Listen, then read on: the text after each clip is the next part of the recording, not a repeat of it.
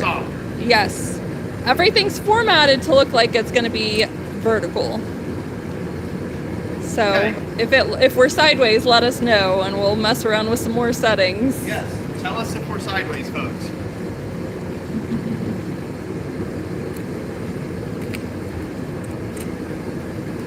Need help with that? Probably. There we go. Watch out. Okay. Just gonna work the magic with the tripod. We go like.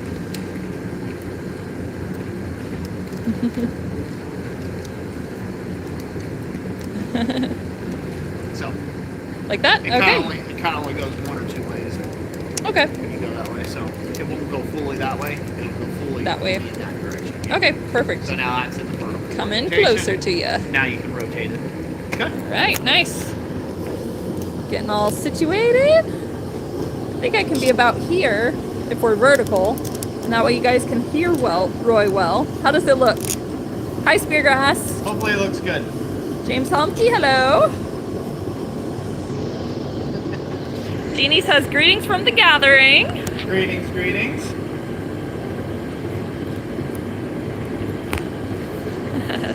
Baron says, sticker me please. Woohoo! Sticker me, please. There we go. Okay, that'll look. Oh, they'll be coming. Does it Looks look good. Okay, Jeff Killian says it looks great. Okay, good. Good. All right. Sorry we're vertical this evening. Yeah, ways life's working right now. So, anyways, I apologize for the distraction and the delay. I actually had one of the coolest animals ever show up in the shop here just right before we went live, and I was going to catch it. Probably shouldn't tell you that, but I was going to try and catch it, or at very least pet its cute little furry head. But we had an ermine, I think. That's what Jessica thinks it is. It's an ermine. Yeah. A really tiny. Best way to think of them is a very small Weasel? weasel, like a little weasel or a ferret type of thing. And I thought that thing's just cuter than all get out. So if I could have got it, I would have petted it. Mm-hmm. Yep. So I got a little distracted there for last minute. So I apologize. But welcome everyone to a Friday night live stream. Kind of a weird, unscripted giveaway live. So welcome everyone here. So how's everybody doing? They say it looks cold. They want to know the temperature. Right now the temperature is 39 degrees. So yep, about It's a little chilly. that cold. Yep. Tim O'Connor, good to see ya. Good to see you, Tim. Good to have you here. So, Tabaka says hi, Roy. hey, Tobacco Maker. Good to see you. Jeff Killian says wearing a snorkel. He's wearing a snorkel right now. Yeah. Okay. Hey, how you choose to watch my live streams is wholly on you, pal. Dana says this week has been crazy. Delivered about $15,000 in car parts. Woo! Sounds like a lot. Hopefully they weren't all for your car. Michael Wright says they were there 80 degrees today. You can keep it, sir. You can keep it. Speargrass says 39 degrees. Roy must be sweltering. Yeah, a little bit. It's got a little show. You know, just a simple sweatshirt on. You know. No, I could take it to be no higher than about 65 in the summer months, and I like my winters snowy. If it's going to be cold, might as well have a lot of snow. So that's kind of my bag. So nothing over 65 degrees would suit me just fine. Baca says hi to Roy from Troy's. Hello, hello. Mark Hello. Wojcinski says I will trade you the 95 here in Texas. Ugh. You keep that, buddy. You keep that all day long. Keep that all day long. So. Well, welcome everybody. So glad to have you all here. I wanted to take it first off, say thank you for joining me. Appreciate it. And thank you for bearing with us and being late to the stream. But this stream, we're going to be giving away another anvil. And this anvil in this stream that we'll be giving away this time is going to be this 70-pound Chayo double horn anvil. Now, so Chayo manufacturer, I don't know, it's Italian for steel. Anvil is, I guess, what a Chayo translates out to. But this has got a little upset block on it. It also has a side shelf on it. It has a, I believe that's a 3/4 inch hardy hole. And then the Pritchell hole is 5/8 inch. It has a 5/8 inch Pritchell hole. It has a 3/4 inch hardy hole with a really nice conical horn on one end and a nice square tail on the other. So this ought to be able to get somebody's stuff really good to go. So it won't be this anvil specifically. It'll be one that we buy on Amazon, and we will send it to one lucky recipient, whoever is the winner. We're going to end up buy one of these and have it sent directly to you. So hopefully it will do somebody really, really some good justice. As far as the quality of this anvil, so far I haven't done a review on it, but I'm actually pretty impressed with it. So I'm impressed with this thing enough so that I think I'm going to convert I have a bunch of little smaller anvils laying around in the shop around here that I've collected over the years. I think I'm going to sell a bunch of those off, and I'm going to end up buying in about 5 more of these. And so when I teach classes here, and I have like a group class, I will have all the same type anvil, the same size hardy equipment, all that all together. So that's kind of my big plan with it. So I like it enough to include it in that. But just do a little, just give you an idea.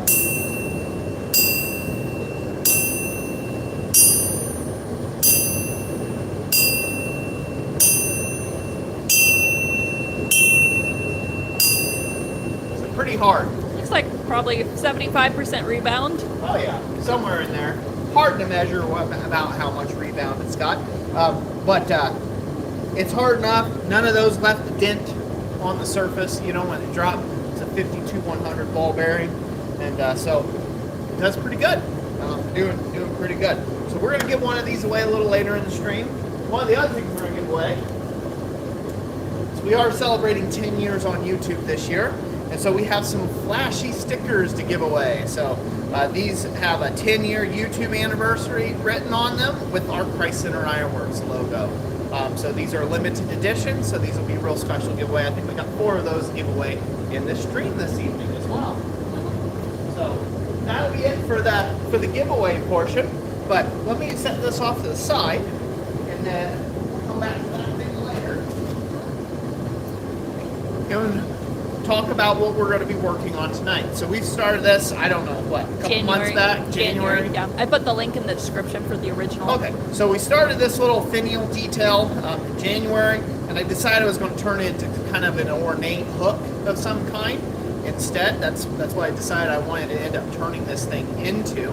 And so therefore, we are going to continue on the ornamentation portion of this by chiseling in some grooves tonight and doing a twist on this, and then I might chase in a mid-bar collar somewhere right in here. I might actually chase in a collar, but we'll see how far we get tonight. This will be a great stream while I'm kind of forging on this and working and stuff. This will be a great stream to ask your questions that you have, any sort of blacksmithing things like that, if you do in fact have any questions that you have for me. I will warn you, however, if I do see that little booger run across my shop, I'm going to go try to catch it for a second. I'll take my attempt number 2 to go try to catch it, but I don't see it. I don't see it right now, so we're safe. So we're on track. So this might turn into a Steve Irwin situation where we're hunting a little mink in the shop. So it might be blacksmithing and animal catching. So we'll see how it goes. Any questions, Jess? Let's see. Roger said I didn't catch the weight. The what? The weight on the anvil. That was 66, right? The weight is 70 pounds. 70. Okay. The weight is 70 pounds on that anvil. Squirrel Bacon asked if you're a youper. A youper? Nope. I'm a troll. I live under the bridge. Fly Fisher says this will be very entertaining, LOL. It'll be quite the entertaining stream. It will be. Roy's squirrel brain trying to catch a squirrel-like creature with his bare hands. Wouldn't that be an epic stream though, where I catch something like that? Yup.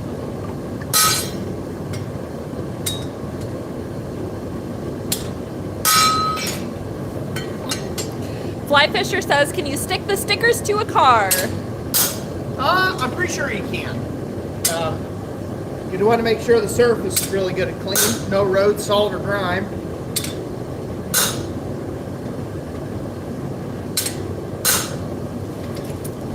Let's see. Dave Does Metal says, I tried to buy one of those anvils on Amazon twice. Had the company tell me to cancel the order because ordered the first time and reorder in 2 weeks because they oversold. It was just weird. Huh. Yeah, it is weird. I know when I bought that particular anvil, it took a while for it to get here. So my thinking was they didn't anticipate how popular they might be. And so they were probably on a ship coming this way. They are not an American-made brand anvil or anything like that. They're not even Italian. They're probably somewhere in India. Made in India, if I had to guess. Speargrass says, if that happens, you must say crikey. Crikey! Oi, silly! Jolly good, mate. Mark Wojcinski says, just so you know, ermines have very sharp teeth. Yeah? I have very thick skin. So... and some heavy leather gloves. We might see Roy bleed tonight on stream. Woo! For your viewing pleasure. As you all chuckle while I cry. Saying, we told him. Richie Woodworker says, do they have swedge blocks too? A child? I don't think so. Or, yeah, whatever brand is selling the anvil, maybe. No, I don't think so. No. Honestly, I haven't done that much research into them. All I did was decide, well, what kind of anvils do I want to have for the giveaways these years to celebrate 10 years. And that came up on my feed. I'm like, hey, man, that looks pretty cool. I think I'll get one of those, you know? So I was like, sweet. And that was it. There wasn't a whole lot of thought process in there, so. What you laughing about? Oh, Possum Sausage says, by the way, Squirrel Bacon is my brother, so I may have egged him on to call you a youper, LOL. So we have Possum Sausage and Squirrel Bacon. Who else is in the family? Who knows? Canadian bacon. You gotta be in there somewhere. Do we have some, well, let's see, what else? Raccoon jerky? Maybe? Well, there is one, wasn't there? Raccoon? There was something that, it's not Possum Sausage, there was another guy that just commented. He was, I think it was last stream, it was Raccoon something. Oh, yeah? You guys and your weird little critter names.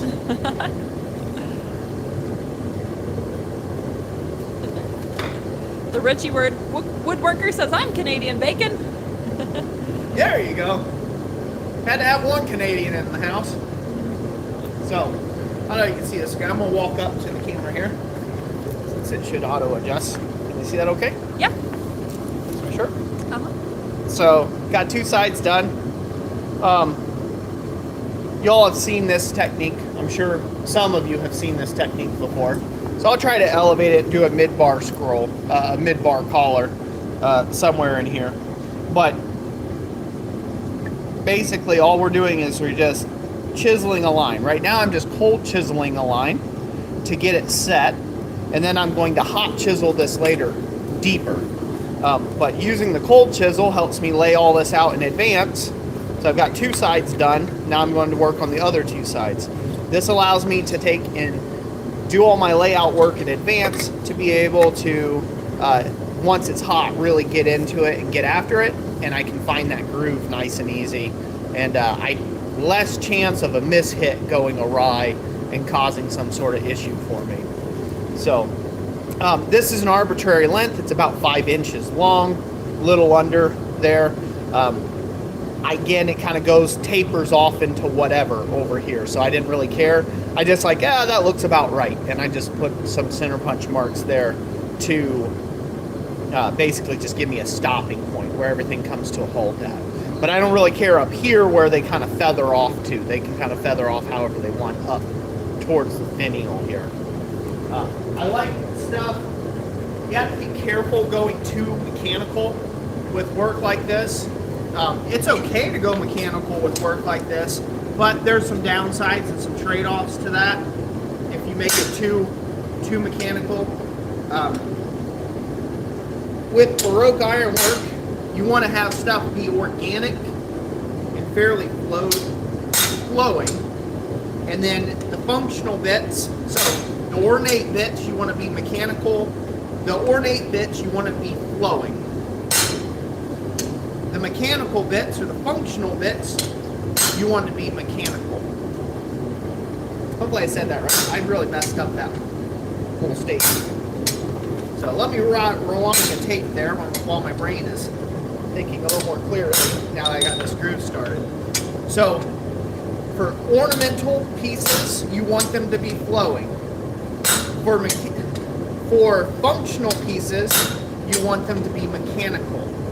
So that means you want to be perfect with parts that need to be functional and imperfect with parts that need to be decorative. Because that's kind of what takes and relieves the oppressiveness of a piece. It makes it look light and fun. It makes it give some life to the ironwork and the steel. It makes it look like it's done a little something. So like when I come out here at the end of these cuts, I'm not trying to line them all up perfectly. I'm letting them trail off into infinity out towards the end of the finial because that's flowing. That's the decorative part, right? This whole thing's decoration, so I'm not aiming for perfection. I'm just aiming for symmetry, really, more than anything. Harold Hodgkinson says, Roy, what is the striking hammer made from? The striking hammer is made from a block of mild steel. So that's what I'm using for that. I'm using a center finder here. It's a handy little tool. This wasn't developed by me. I got this from a guy named Bob Cruikshank. He was making these. He's long since passed now. Just call him Honest Bob Cruikshank, the working man's variant. Basically, it's just 3 pieces of 3/8 square bar. Or, not 3/8, it's like 5/16 square bar. And then it has a piece of tungsten in here, sharpened tungsten in dead center of this. That has a little set screw that holds it in place. And by you camming this left or right onto a bar, it finds the center of the bar. And so that way you can easily scribe a line. There's a lot of different variations of this. They're all handy. They're all handy to have. Keith asked if you're traveling to T. Roy's tomorrow. Nope, I will not be coming down for the gathering this year. Had too many life events pop up and put me way too far behind. So, unfortunately, I will not be there this year.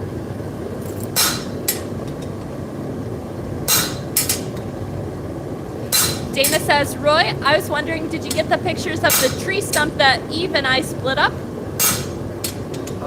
No, I didn't. You'll have to resend that, Dana. Yeah, you'll have to resend that. If you send it to our Gmail, well, sometimes emails get overlooked, but... If you send it to my phone or whatever. Oh, yeah. Richie Woodworker says, perfection is imperfection. Yeah, that's a good way of saying it. Sweet.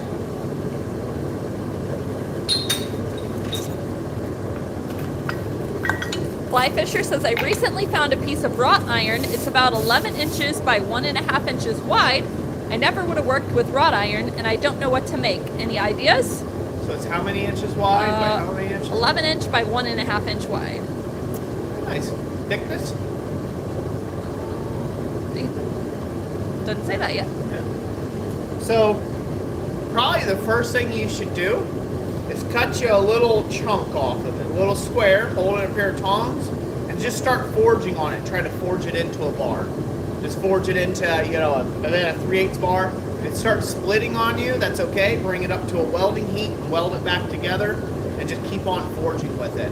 And give that a try first before you try to come up with a project, because it helps to take and play around with the material a little bit, and kind of know what it can do for you.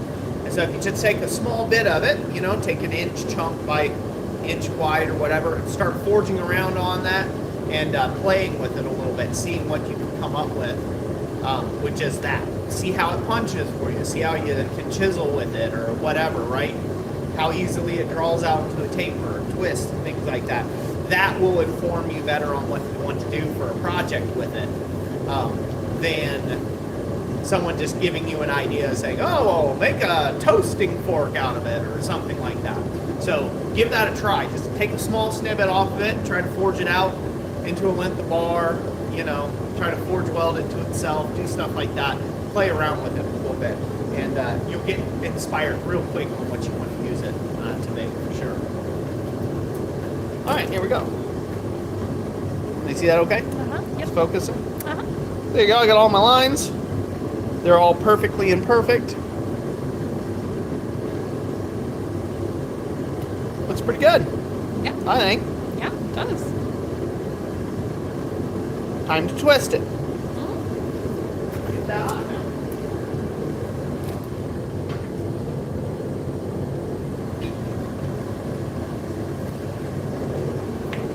Sly Fisher says it's kind of railroad spike shaped. A piece of wrought iron.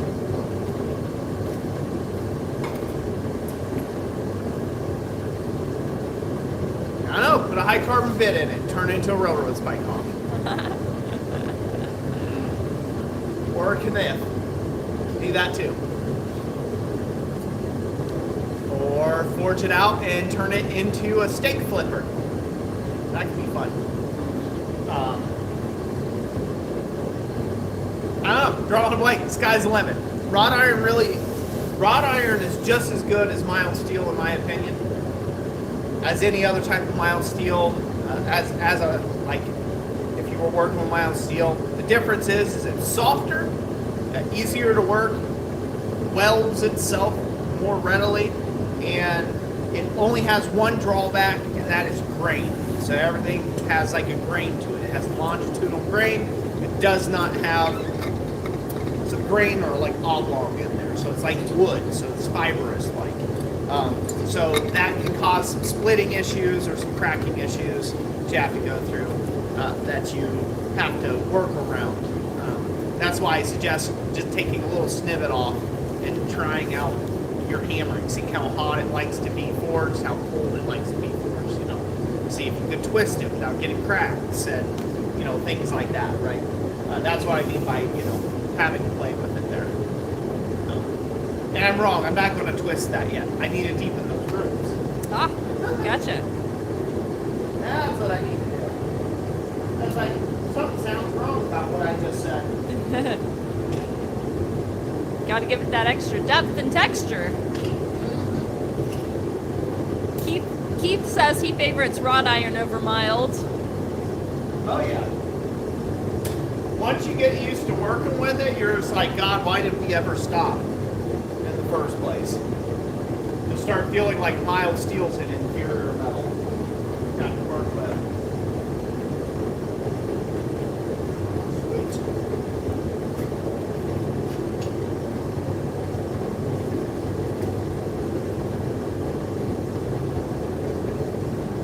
Questions, Jess? Comments, complaints, Sure. concerns? Dustin Baker has a good one. He says, what projects are you working on right now? Anything exciting?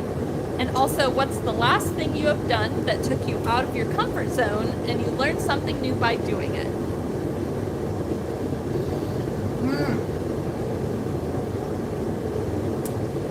Good question. So right now, currently, I don't have any big projects that I'm doing. The only thing I'm doing is trying to finish the simple baroque grill style one that I built last year that I finished up last year. I need to gild it and be finished with it. Basically, everything else is done. It's all prepped. It's ready for gilding. I just haven't gilded the thing yet. So I need to take time to actually gild it, basically. And so I would say that that's a dual thing. That project, that baroque grill that I'm talking about, it pushed me out of the comfort zone, as in, I'm not sure out of the comfort zone is correct, the correct word for it, but it did push me to have to do a lot of interesting problem solving about how the scrolls came together when I was forge welding up the collars without burning off everything. So that was quite challenging. And there's 96 scrolls within yay by yay. So it's a lot of scroll work, and it was quite challenging to get the look right and get it flowing. You know, part of me wanted to make every last one of them exactly the same, but just the way they twisted out, the way that it forge welded out, like it actually, none of them are the same, and it's actually even more beautiful for it. Symmetry, everything looks very symmetrical, everything looks beautiful, but it's not, nothing is perfect on it. It's just learning to let that go and say like, oh, that's good. That's actually what baroque work is. Baroque work violates symmetry to some degree, right? That's it's kind of the moniker of it. And so I really like French baroque ironwork and Rococo ironwork of that period. And so, so I like doing stuff like that. I also did this at a demonstration. I hosted a MABA demonstration at Michigan Artists Blacksmith Association here at my shop. That was, 2 weeks ago? It was about 2 weeks ago. And I made this element, this scroll element for it. And so anyways, I took a little different direction. Because of all my life happenings and stuff off the screen here that happened while I was in the process of preparing for this demonstration, I was way underprepared. So I ended up needing to come up with something on the quick. So I took a different direction than what I normally would have took with my acanthus sleeve. It turns out it came out better than I thought, and I actually think I'm going to employ this technique a lot more going forward. So I'll bring this up a little closer. I don't know if they can see the texture on that. Oh yeah, yep.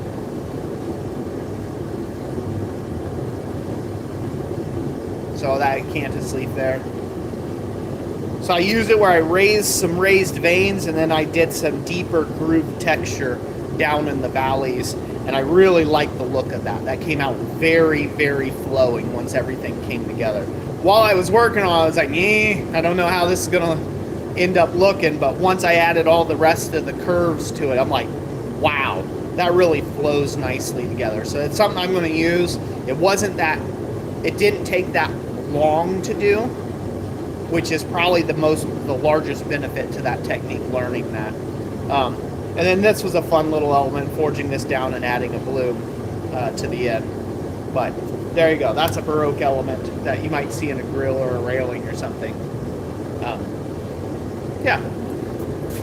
GWI says, wow, that is impressive, Roy. Thank you. Believe it or not, I got all the components made. I didn't get it finished at the demonstration, but I only had 2 hours to work on it. So I got the acanthus leaf done, the bloom done, and I got a demonstration done on how I did all the various pieces and whatnot, and did the whole scroll up. And so I had everything ready to connect, put it all together by the end of my demonstration with only 2 hours. So that is a huge win for anything baroque ironwork. So you're going to have to come around here a little closer, Jess, and Sure. you can see. Yeah. You can stay there if you want, but You gonna go into the vise? y'all see anything. Or are you going to the, or no? I'm going to be going over here over to here. the Charlotte Hammer. Okay. So you can come right maybe there. Over It's here? good. Okay. That way you're not in the Alrighty. right thing. All right.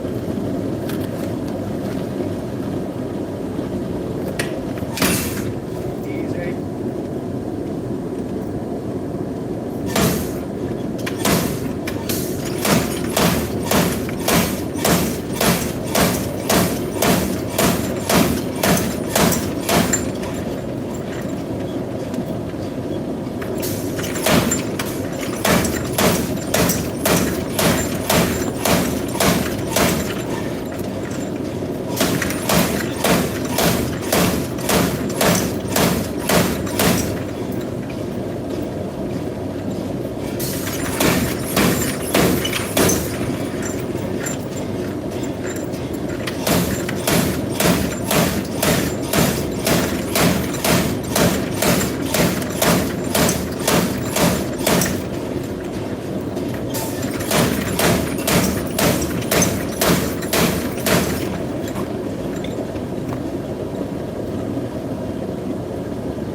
I'll heat that up again and I'll chase the backside now.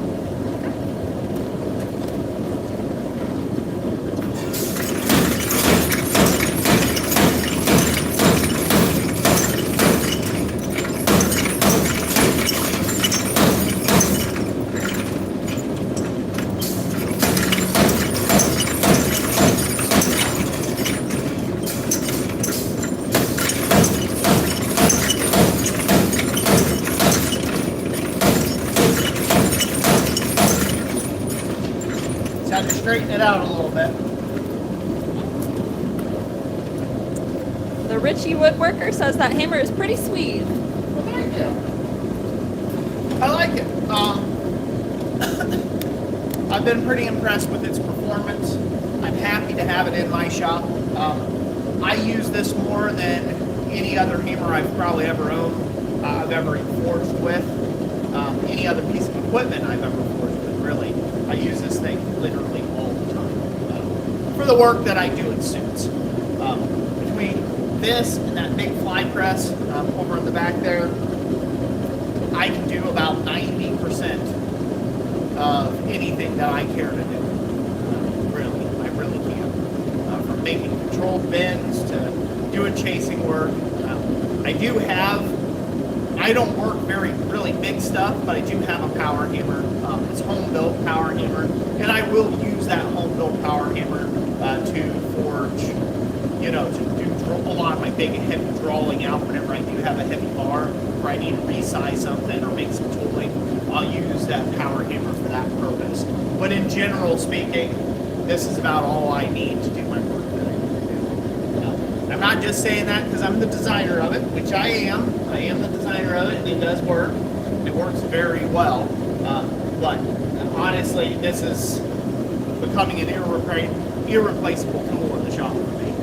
I just love doing, working with it. And as you can see, I can just sit here, and it's pretty simple. Doing type of chasing work, doing things like that. I still love hand hammering for a lot of my drawing out things and doing stuff like that. I enjoy that. I just enjoy the process of hammer work. So this just helps me elevate that hammer work, and I don't need a third hand somewhere, right? I can hold both. I have a hand do two things and a foot to do the swinging of the hammer, and it works out great. If you are interested in one of these hammers, you can find them over our website, www.blacksmithingplanks.com or blacksmithplanks.com, or any of the other versions of that. You will come across our website, and you can purchase one of these hammers. The whole kit, minus the anvil, it comes with a pair of die stems and flanges that you can then weld your own dies to. All of that comes to you shipped anywhere in the United States for $1,100 pretty much. And then occasionally we'll run sales for 10 or 20% off too. Whenever we do that, we do like store-wide sales. We put these up on the market too as well for that. So, but yeah, really good hammer. You should be able to attach it anywhere in your garage, that type of thing. And with fairly small air supply, you can do quite a bit of work, with a 42-pound head. So it works out pretty good. All right, this is hot. I'm going to bring it out. I'm going to do some more chasing work here. Alrighty.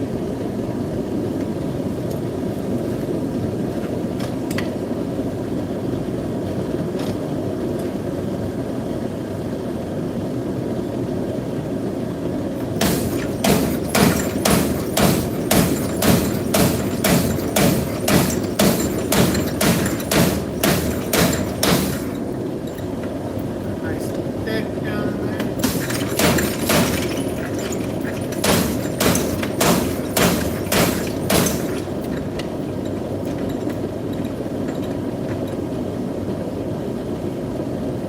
Looks really good.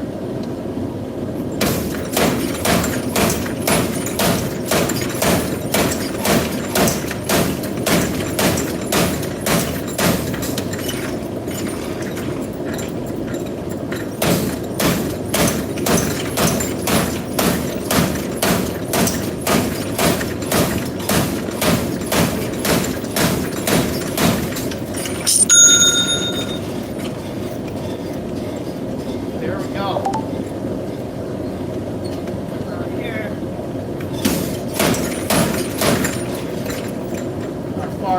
get out on that without hitting there. So I'll have to hand do it in the rest because there is a limitation. I don't want to hit my finish here. So go to the anvil now. All right. Good. Brush this. I can hand tool out that rest of that there. Good check. Harold Hoshkison asked what holds the bottom die in place. So there's a wedge and keep method. I can show what that is in a second. Okay.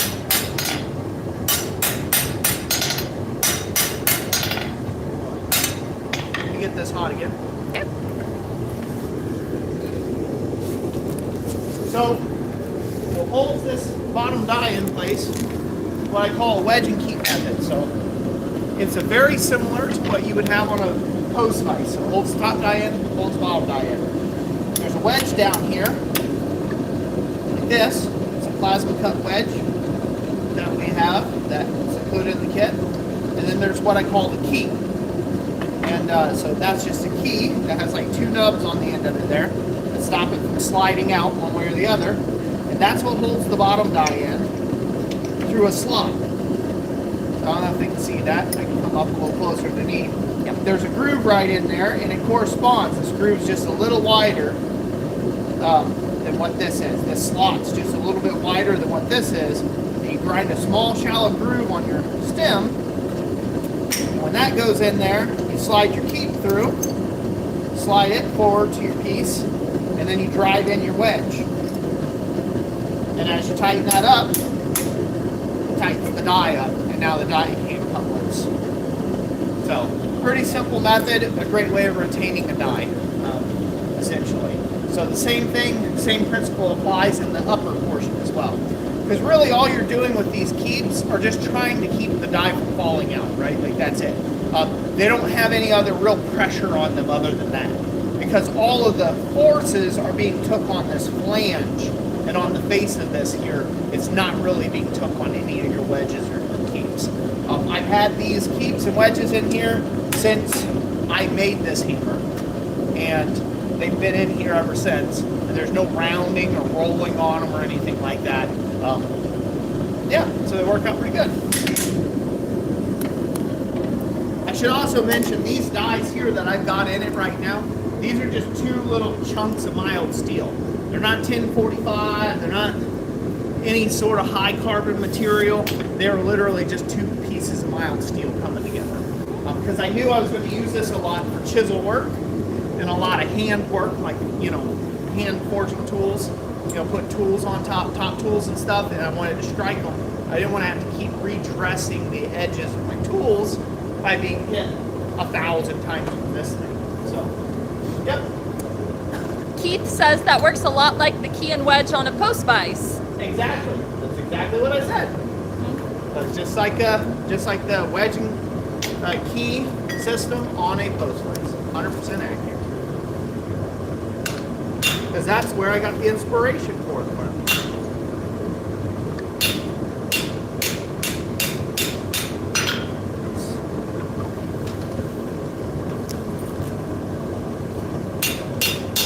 Oh, Tim Lilly said he was here to watch you make the acanthus element. Yeah, Tim. It was great having you up here, buddy. Thank you for making the drive.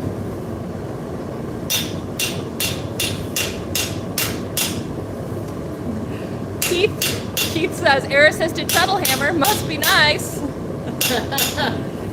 You could have one yourself there, Keith. For the right price. Fly Fisher says only 245 days until Christmas. Not far from now. Woohoo! We're getting there. It's always Christmas. In my hop. And in the shop. And in the shop. That too. Always Christmas. Tim O'Connor says, I bet the heavy hammer helps with doing tons of acanthus leaves. Oh, it does. Well, I used it during that demonstration to chase in all them lines. Again, it's not like you can't do it at the anvil. There's nothing wrong with doing it at the anvil, other than it just takes time. You have to use a hold down tool. It takes time. You have a chance. you know, if it's hot and you're putting it on the anvil, thin material doesn't like that too well. Thin material gives its heat up very quickly, has a high heat transfer rate. So if you just hold a flat plate of steel out in midair, you'll watch it chill almost instantly. It gives up its heat too quickly. So being able to come out here and have that extra force to work it, you know, really nice. It's super handy. Super handy. I like it. So that's all coming out well. Hold this up close so they can see how all lines come out. See? Yep, very nice. Nice and deep. Deep and nice. Nice and deep. Smoothed it out a little bit too. Some might call it deepish mode. No, that's not right.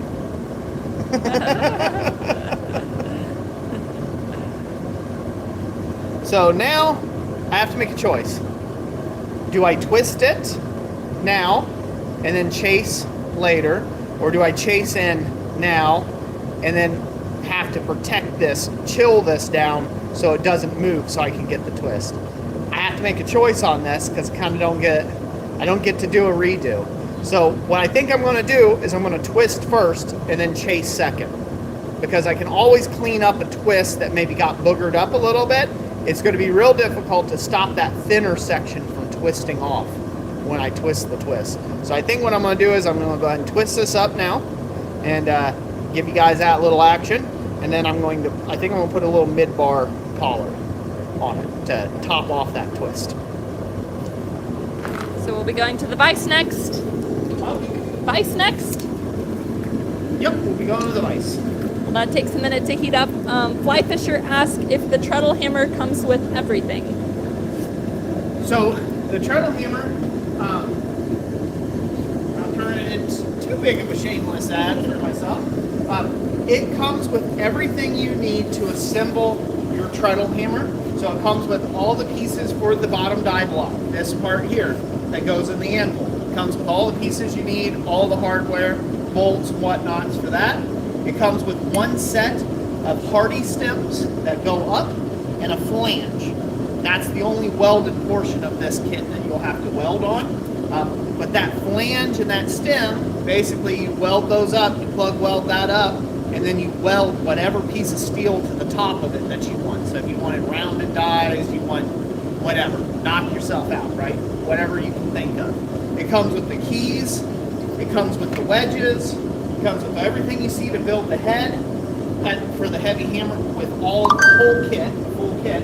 It comes with the heavy hammer upgrade, it comes with the base kit for the swinging, it comes with the air cylinder, it comes with the foot pedal, it comes with all the springs and all the mounting hardware that mounts it to your mounting surface. So whatever your mounting surface is, if it's on a 2x4 like you see here, I don't have traditional studded walls, so I sunk a post in the ground and then I mounted the 2x4 to that post. Does that make sense? I did that so this way everything was still in line, but it's off 2x4 construction. People have welded these pieces to steel, like a steel pipe, I call them. I've seen people mount them like they were meant to in their garage and up against the wall. I've seen them do that as well. At any rate, you will have to provide some extra bracing because the 2x4s have a tendency to want to rock a little bit. So you will have to add some sort of little metal bracing, some joist hanger material from your local Home Depot to stop any rocking that you've got going on there. So the only other thing you have to provide is an anvil with a party hole that you can put that block in. So you have to provide your own anvil in a way of mounting it, but it comes with everything else. So hopefully that helps. Tim O'Connor says the wall posts are trees. What? The wall posts are trees, the wall posts are 100-year-old plus trees. So, my shop anyhow. All right.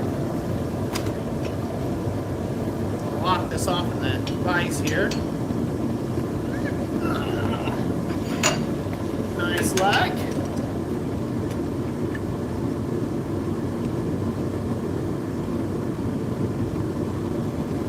And I'm just picking a direction. Doesn't have to be anything special. And I'm going to go quite tight with this. Just because I like really tight twists. I like the way they look.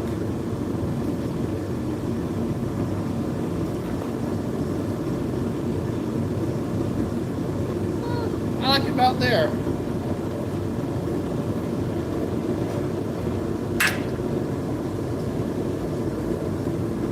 Now I gotta make sure all that stays in line.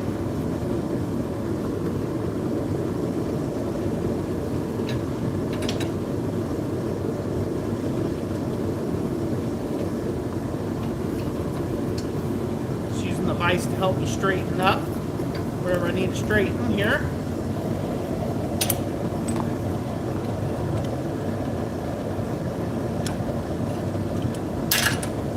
We're gonna do more stuff to it, so it doesn't have to be perfect, but it really does help if you get most of it in line if you can. So on my diagonals. It's good enough. Come over here, brush it.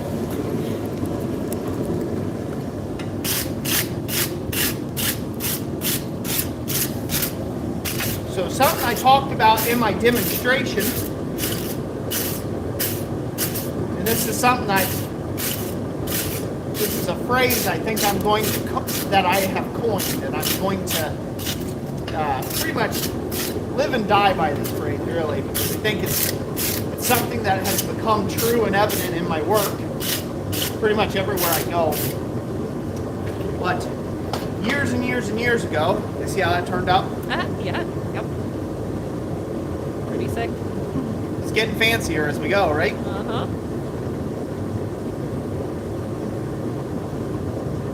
So, years and years and years ago,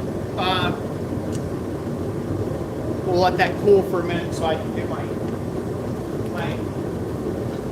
cold work on it to get my collar, mid-bar collar mapped out.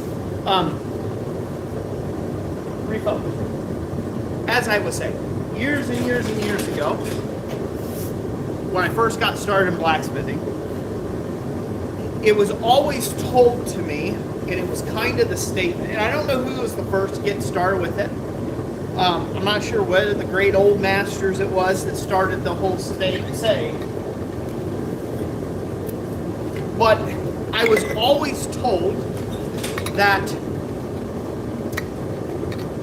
knock your corners off, soften your edges, basically hammer your corners off. Don't leave any sharp edges. Don't leave any sharp corners. Don't, always take your dead corners off. Always. Put a facet on there, right? Always round something off. And that was kind of always the thing that I kind of adhered to. I never really liked it, though. I never really liked it in my own work. But I did it because that was kind of the thing you were supposed to do. That's what I was told. That's what everybody else is doing. It's kind of whatever. That's kind of what I heard was the standard. And the statement that I like to, that my work goes by now, is that I believe that corners should be softened by time and eons, not by hammer blows, not by hammer work. And reason for that being, this is a small little Roy ramp for you as a bonus piece. When I finish a forging, my work is very square. Everything's very clean. Everything is very flush. There's no real, the mark of my mastery of metal is the fact that I don't leave errant hammer blows where they shouldn't be. I put intentional texture. I put intentional facets. I put intentional shadow lines in a piece. And I'm very intentional with my work and meticulous with my work. And I have just found that to be true in my work, and that's kind of what I do. So I do not believe in my shop personally, who will work with me, that you should soften your edges on your steel or round them off. The historical context that I have for that is if you look at ironwork today, and I'm talking really old ironwork, stuff that's been around for 300 years, right? You look at really old ironwork, I wonder how much of it would still be around if the smiths of old took all the edges off of it. because they're already looking pretty soft. The bar has been rotting away for many, many, many decades, right? I wonder how much would still be there if they already chose to pre-smooth the thing up. How much would be left? Would it even look like a square bar anymore? Or would it look kind of like a lumpy round bar? My guess is, I don't know, only history will prove this out 300 years from now. Somebody can let us know in 300 years from now if my work survives that long. Rather, my work stood the test of time and doesn't look like previous ironwork of 300 years ago. Who knows? But in my shop, that's something that I aim for. And I believe it's a mark of quality. I believe it's a mark of quality. Intentionality is a mark of quality ironwork. So if you look at my scroll here that I'm doing, this scroll, I intentionally left everything very sharp. I did not knock a single corner off of this. This thing is very sharp. I mean, it's sharp to the touch, all the way down.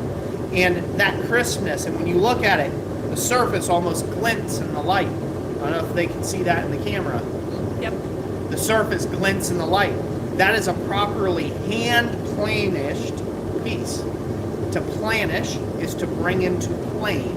That means you're taking your highs and you're bringing them into your lows, right? So you're bringing your highs of your mountain peaks and you're bringing them into your valleys.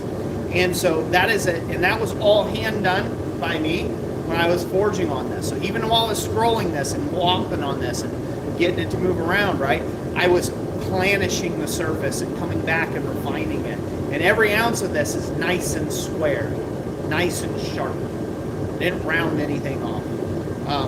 And then when you get into the acanthus leaf, right, then you have this flowingness to it. You have this nature, this natural vibe. And that's okay. That's what you want, right? You want to have that. This shouldn't be like right angles. This should be a very flowing piece. But the scroll itself, if I was needing to fit this to something else, it's very hard to find square on something that's lumpy and rhombused, right? It's very hard to square this up to another scroll if it itself is not square or plumb or true. And so I think true mastery of steel requires you to be intentional about your texture, be intentional about when and where that you're putting in shadow lines and facets, right? Like facets like a diamond. I think it requires that to get high quality ironwork. And that's something I strive for in my own work. I say all of that because some of you may have noticed on this piece that twist was very sharp. It's very sharp. If I can bring that back over. The reason why this twist looks so flippin' good is I did not take corners off on that. It looks sharp. It's like, wow, that's striking. It's striking because there is a contrast between the highs of that peak and the lows of those valleys, and the way that those valleys reflect the light versus the way those peaks absorb the light, right? There is a contrast that's built in because I left my corners sharp. This would be a totally different look if I would have rounded this up, or if I wasn't careful with my hammer work. If I was getting careless with the edges as I was forging around on it, right? This would not look the same. It would not have that. Now, obviously, once you get into my scrolly bit here on the end, it's not so perfect. It's not so perfectly square and true. That's okay.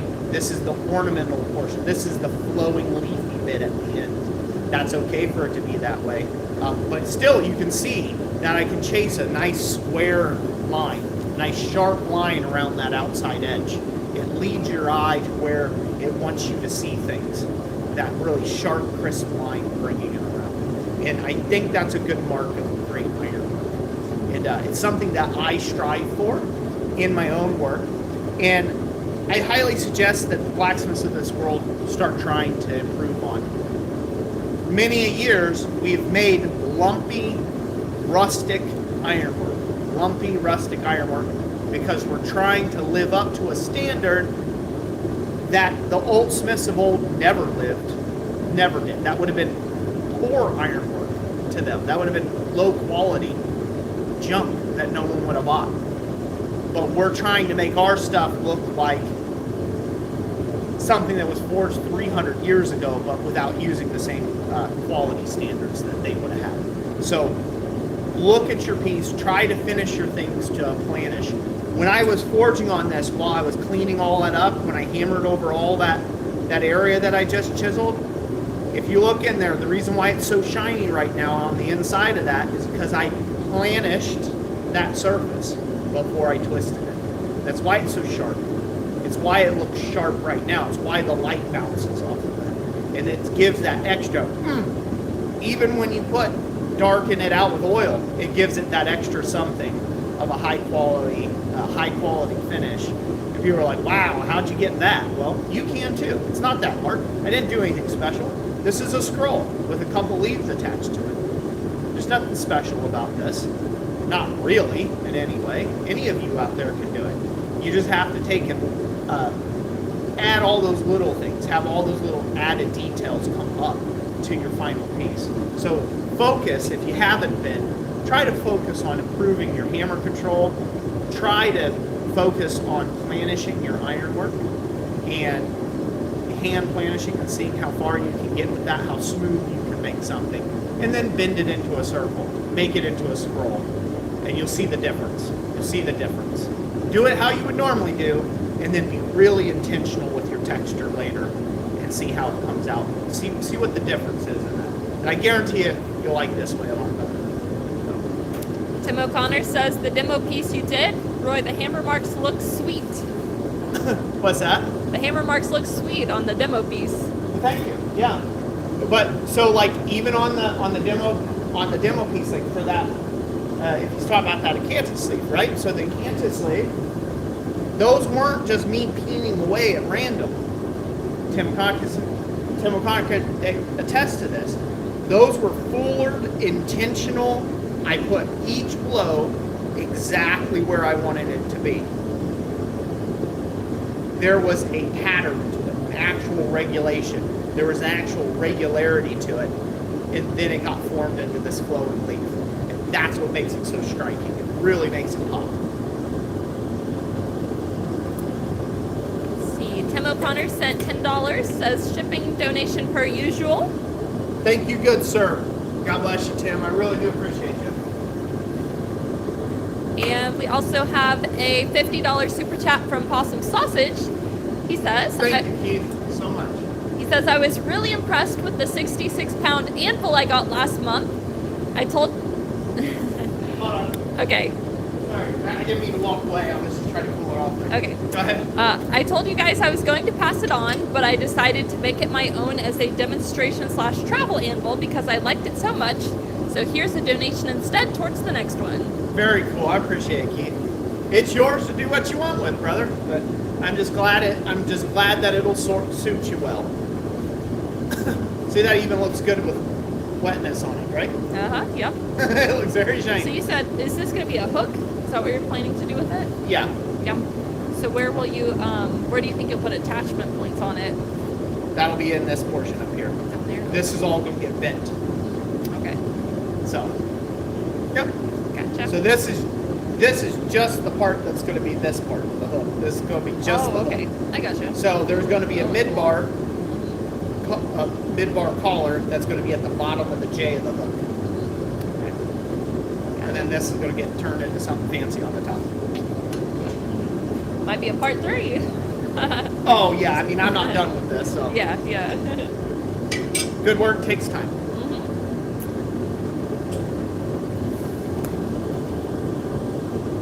See, Keith says, forged to finish is beautiful. Hands down the best look.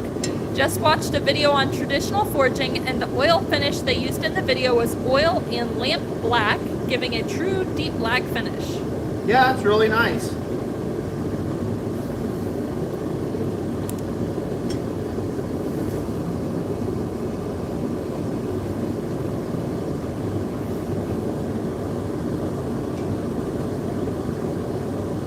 Tim O'Connor says, yeah, the planishing was shiny. It is, indeed. And it's what I like.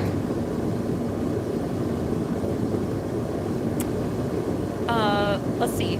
Yeah, The V4 anvil that Possum Sausage won last stream was 66 pounds. This stream we're giving away a different anvil. It is a double horn anvil that is 70 pounds. Each time it might be a little different, just depends. Yeah. What's available.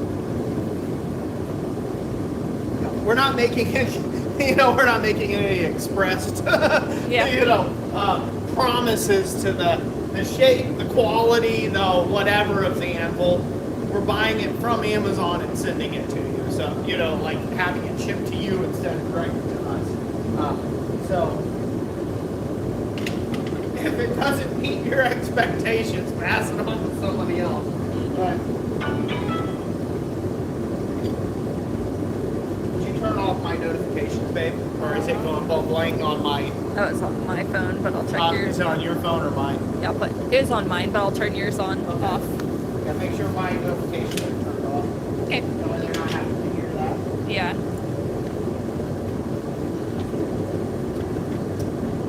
I want a sharper butcher, but...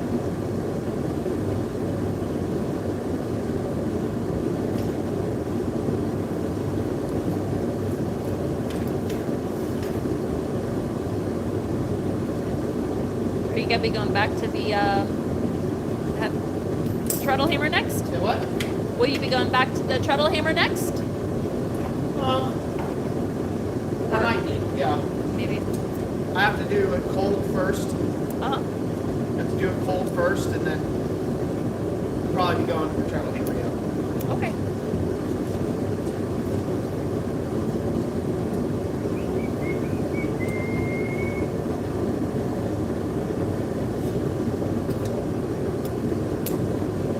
Go ahead, Jess. Questions? See, Try it. Tim O'Connor says I have the Holland anvil in 125 pounds, same pattern as tonight's. Very cool. You're a lucky bird. Those Holland anvils are nice.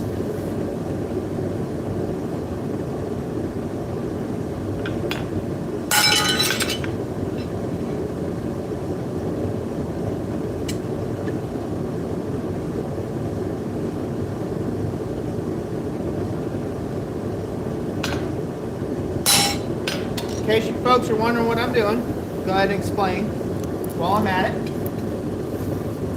I'm setting this up cold, just like I did before, hot, so this way I can find my marks easier when I go to the treadle hammer, or if I come out while this is blazing hot, I know where to go with my stuff. So I'm creating a set down. So this is what we call a butcher tool, and a butcher tool basically, it butchers in. It has one flat edge and it has one angled edge. And that angled edge is meant to push material to the center. So it moves it this way. So you chop in on one side and you push all that material one way. So that's what the butcher tool does.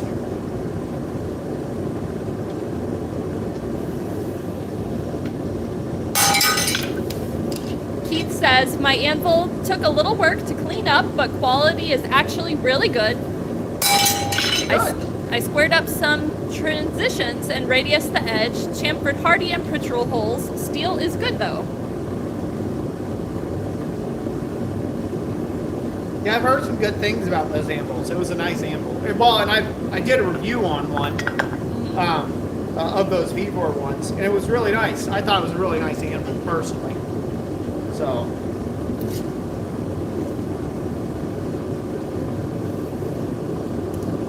Yeah, Fly Fisher, the green tape is just marking for when Roy travels and does demonstrations. Josh Montgomery says it's because you didn't have pink tape.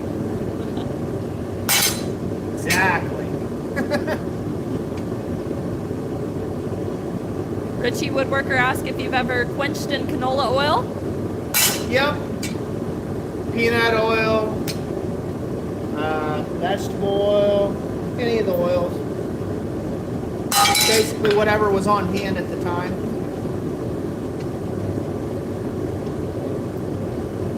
Tim O'Connor says the V4 ones you reviewed were the Ichayos.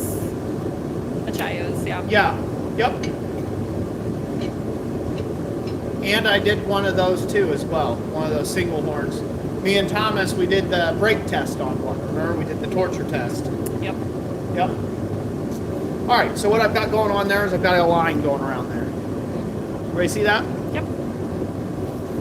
I've got the faintest of lines Yep. We see it. going around there. So I'm going to heat this up. I'm not going to go super hot with it. I just need it to be a little hot. And then I'm going to go along and I'm going to first chase this one by the twist. And then I'm going to chase it back this way a little bit. And then I'm going to take off my corners, and that's going to round that up a little bit. Then I can come in later and either file those off or planish them off later. And then that'll have me a little mid-bar collar, basically, in there.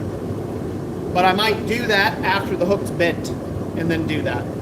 Because this is already going to kind of suffer wanting to bend and kink here, so I'll have to be a little careful with it. And I'm probably going to monkey it up. Where will you be going next? Where will you be going next? To hell if I don't change my ways.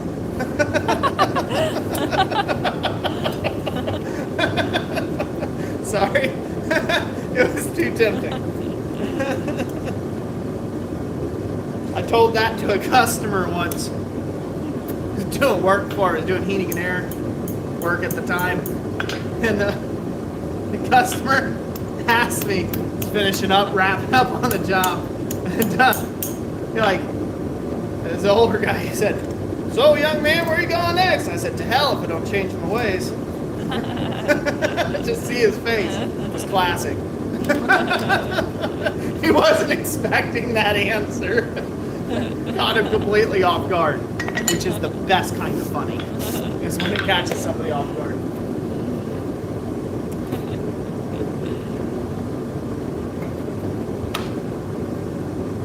All right, is everybody having fun? I think so. Everybody having a little bit of fun? Yeah. Maybe just a tiny bit? Spencer Goot says, "Heidi ho, good neighbor." Howdy ho, good neighbor. Neighbor ho. Tim O'Connor says, "I bought after seeing your review, LOL in 2020. That's been a while. Uh-huh. Been a hot minute. It's gonna take a moment for that to heat up. Kennedy Family says, "Has anyone ever had any opinions on case hardening mild steel? Just curious." I'm sure there's plenty of opinions out there.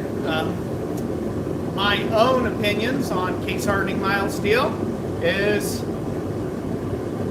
it's good in certain circumstances. If you need a tough wearing surface, that's perfect. How well does it hold up to being struck upon? Probably not that great. Because case hardening doesn't go very deep. It doesn't go very deep. Hence the case, right? It's like just a small skim of case hardening. It's great for like open die work, things like that, where you're going to be pressing something. Like if you were using like pressing dies or something like that, it could be very good for that. Where maybe you have smaller details and you want to keep those details sharp for longer. Case hardening would be a good thing for that. So. Yep, those are my thoughts on that. Tim O'Connor says, "Made me really want the Holland. My wife finally bought that for me, but I love the Achaio to this day." Gotta love double horn anvils. Gotta love a good wife to buy you a double horn anvil. Yeah. Gotta love that.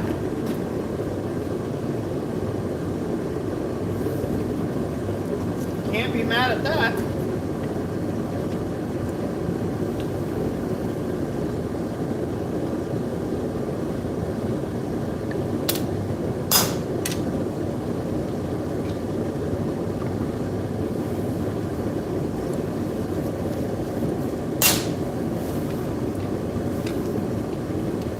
Speargrass says, "My opinion is that case hardening is an option and great experience to learn, but with the access to hardenable steel nowadays, it is redundant, but still interesting." I can sympathize with that thought. Is that cherry red stuff? That's one brand, yeah.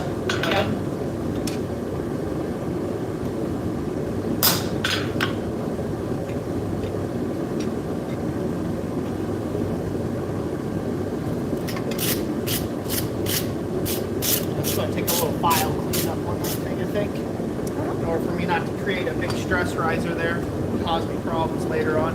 Yeah. I get that hot again. Uh-huh.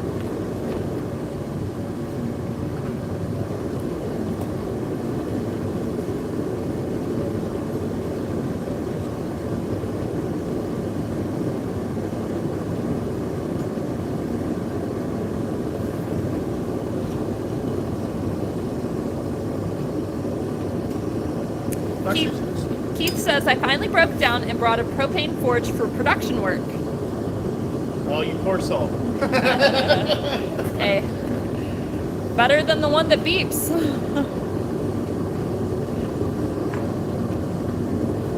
What's that? So better than the beeping, the induction. Ugh. He said he just bought a propane, so. Yeah, way better than the induction. Don't go getting me started. I was gonna do sorry, I'm already started. Here we go.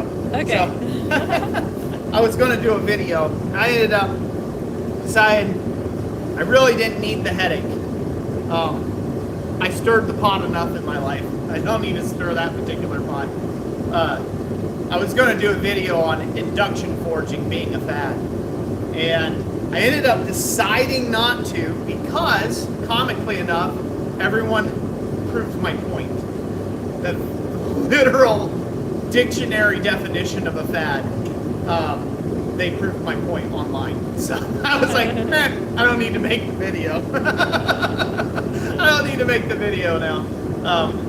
Because, yeah, very, very tribal response to the fact that induction forging is kind of this new, ooh, shiny toy that everybody wants. Great, you know, but none of the downsides are being discussed about it. None of the issues with it would be discussed. What do you do when you live where I'm at, where you can get in the climb of negative 30-degree temperatures? What, you know, like, how does it work then, right? You know, if you ain't got a heated and insulated shop, you know, the power consumption, the fact that you can't work on them yourself, period.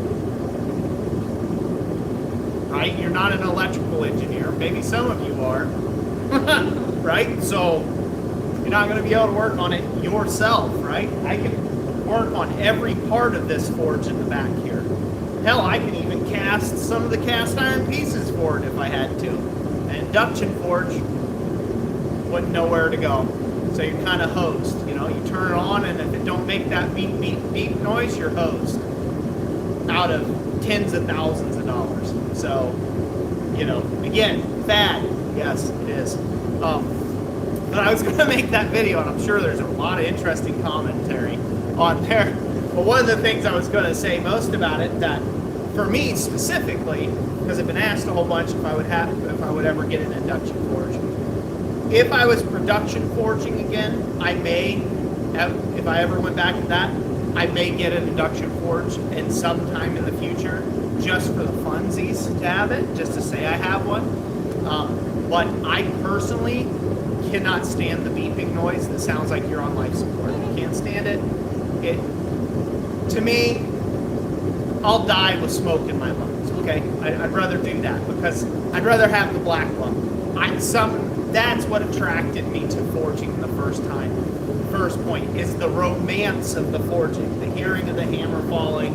The gas forge is like, it's a stroke a little far for me too as well. I'm not a purist or anything, but I do like the crackling of a fire. I love hearing the coal. I love smelling the smoke. I love that.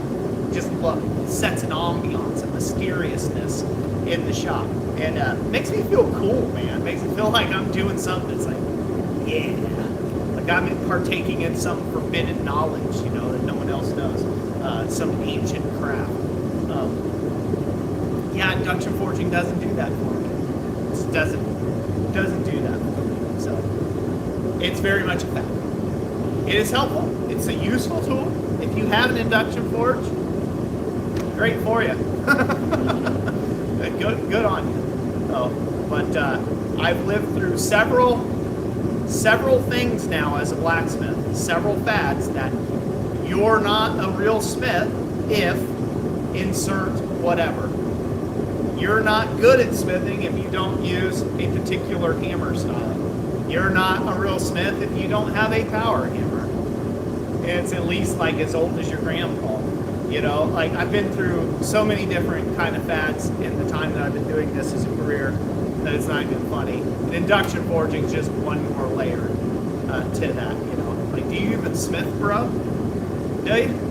Do you, bro? Do you even smith? if you don't have an induction forge, if you don't hear that beep, beep, beep, if you don't hear that backing up of that truck, that Mack truck in your driveway, beep, beep, beep, do you even smith, bro? Like that kind of thing. It's like, yeah,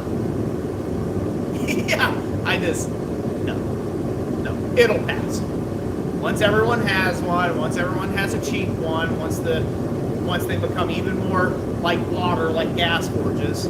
Gas forges used to be the cat's meow. They were the thing that were like, oh my God, you must be really going places if you have a gas forge. All of us, we humble servants, have a coal forge. We're like cave people over here. You have the gas forge. That's all it is. It goes in cycles. Rant over.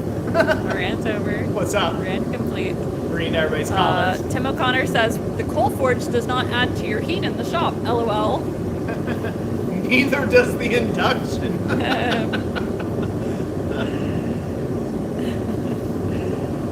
That's what he meant. Was Yeah. The induction forge doesn't add to the heat in your shop. Yeah. Yeah, that's one benefit. Jeff Kellyan says, the beeping sound reminds me of a hospital. Yep. Keith says, I remember seeing a commercial from the 80s of an induction cooktop. It would heat a skillet, but the top itself would remain cool to the touch. Uh-huh. Richie Woodworker says, I was about to troll you on induction, but somebody beat me to the jump. Good. Good. Troll me all you like. It's fine. Crab Castle Forge, hello. Hello, hello. The Bach is back. Sweet, Bob. Just in time. Possum says, the roar of propane is annoying, but the smell of coal burning smells like home. When it comes down to a piece rate, I'll go for cleaner nostrils, LOL, but I'm a coal forge guy at heart. Yeah, there you go. All right, we need to do the giveaway. right. Let's give some things away, and then we'll give these stickers away in rapid succession. We'll do the anvil after that. I want to get that out of there before it oxidizes to oblivion in the gas, okay? Okay. So, all right, so we're going to go ahead and give away some stickers. Say, sticker me please in your comment somewhere in there, and we will we're giving away 4 of these stickers right now, 4 lucky individuals. And are we doing these worldwide or just US? These are worldwide. The stickers are worldwide. We'll send them anywhere. Alrighty. Even if it costs us $60 to ship it to you in Canada, for Pete's sakes, we'll ship it to you. Right. Worldwide on these, so. Okay. All right? All right. Wait for everybody to start commenting. Get everybody good? Yep. All right. I'm going to start ringing the anvil. Okay. 3, 2, 1.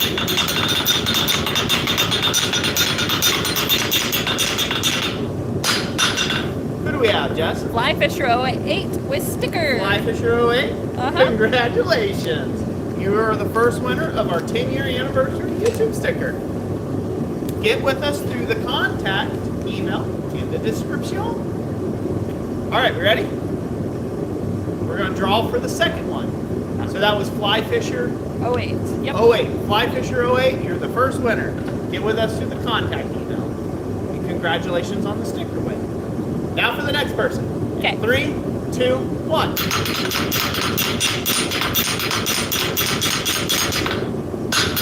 Who do we have? We have Josh Montgomery 9040 with sticker me please. Josh Montgomery, sticker me please. Congratulations. You're the next winner on the Roy is Right. The Roy is Right. Roy is always right YouTube channel. There you go. We should change the name. Oh yeah, there we go. That would be perfect. Roy is always right. Give my haters something to talk about Yeah. on their subreddits. Okay, here we go. Now we're going to give away the third one. In 3, 2, 1.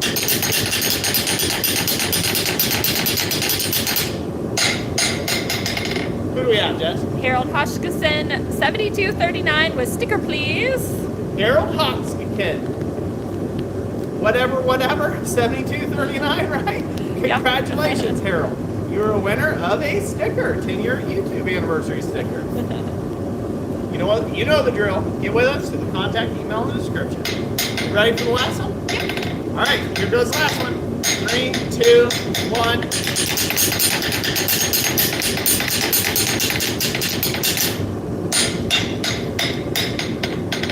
Who do we have? We have Speargrass Forge with new sticker for the new workshop. Hey, Speargrass Forge, all the way in Australia. Thanks for costing us $60. You're the winner, Speargrass Forge, for this 10-year anniversary sticker on YouTube. Thank you, brother. You can always mail it with the equivalent of like a first class stamp. It'll get there in 90 days, but Yeah, a first class stamp. Yeah, it's not first class. I have to tell you that it ain't first class.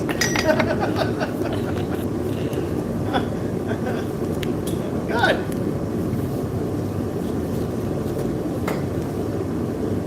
Congratulations to all you winners that won the stickers. yes. He says yes. Great work, everyone. Yes, Debaka.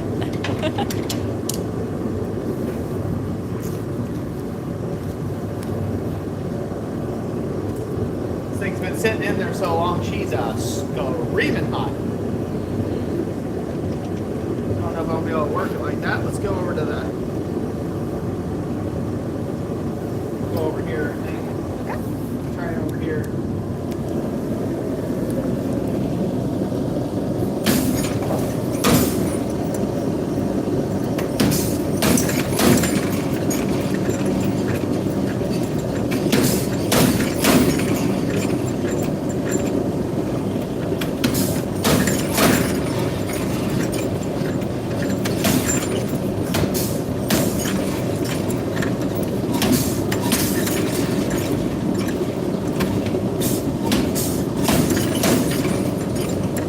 Problem with doing this under the power hammer of any sort is if you mess up good. And fast. Yeah.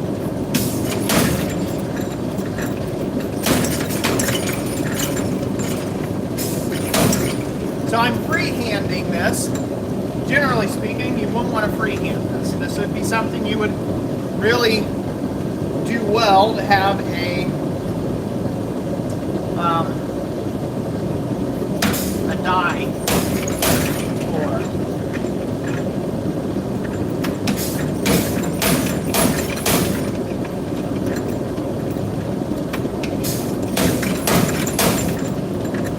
Up a little more.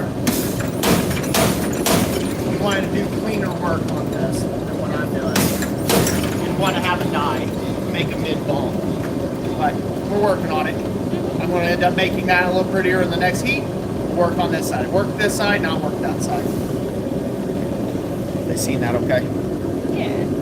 Okay. Yeah. I'll clean that up.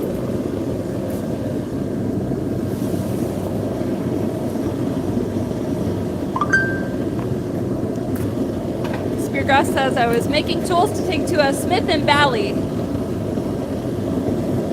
You said what now? Making tools to take to a Smith and Valley. Oh, cool.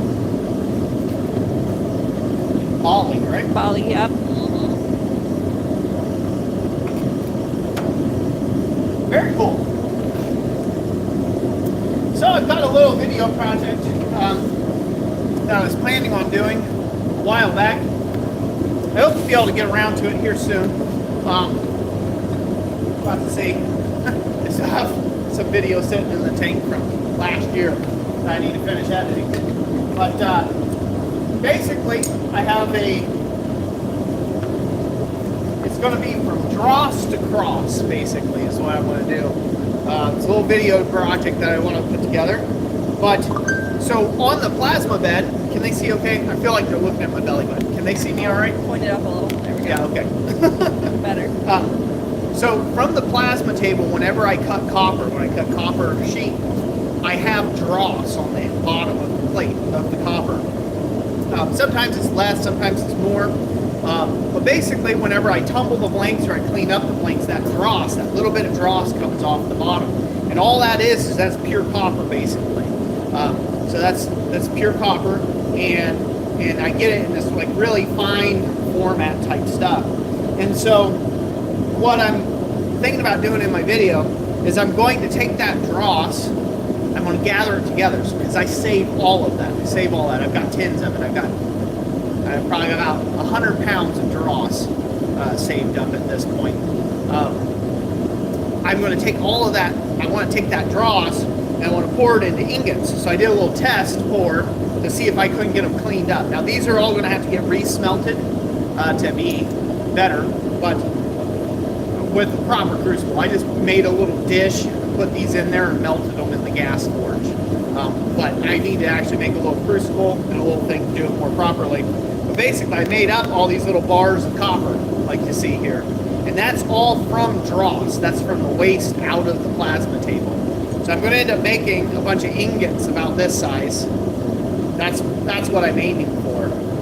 This one here I overfilled the mold, which wasn't great.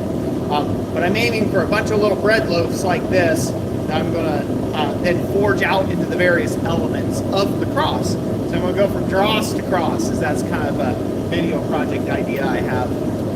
But that's been kind of a neat project of retaining, recouping as much material as possible.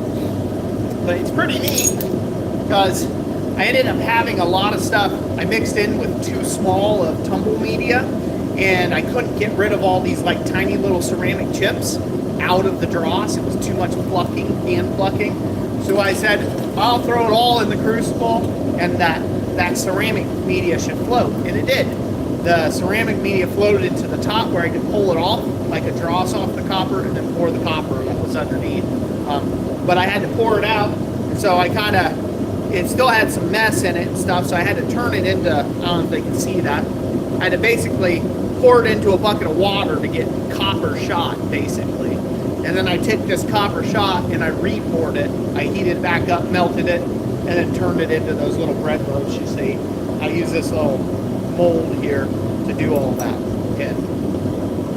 But yeah, so that's been kind of a cool thing. So I think that'll be a neat video coming up for that, taking something like that and then forging it out into something neater for that. It's a kind of continuation. It was something that me and Thomas were supposed to do together, but didn't get around to.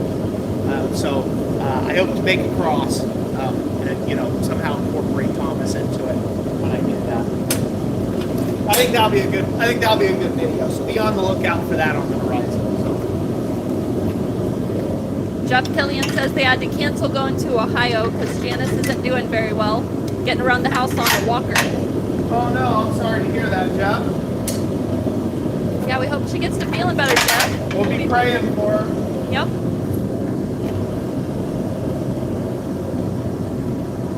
G. Taylor, we're glad you could join us tonight, too. Good to have you here. Says he has a new dog that's not sure about forge work. Well, maybe he'll be more sure of himself now. After watching this stream, being absolutely awesome.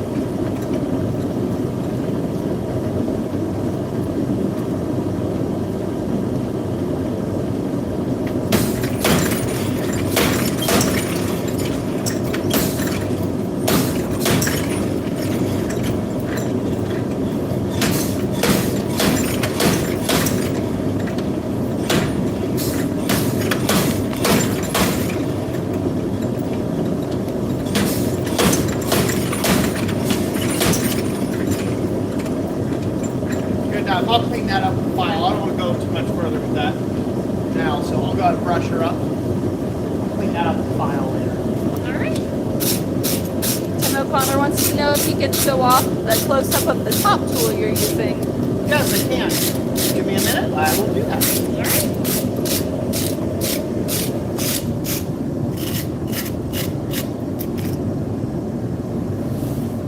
Soft real quick. Arm out of the way.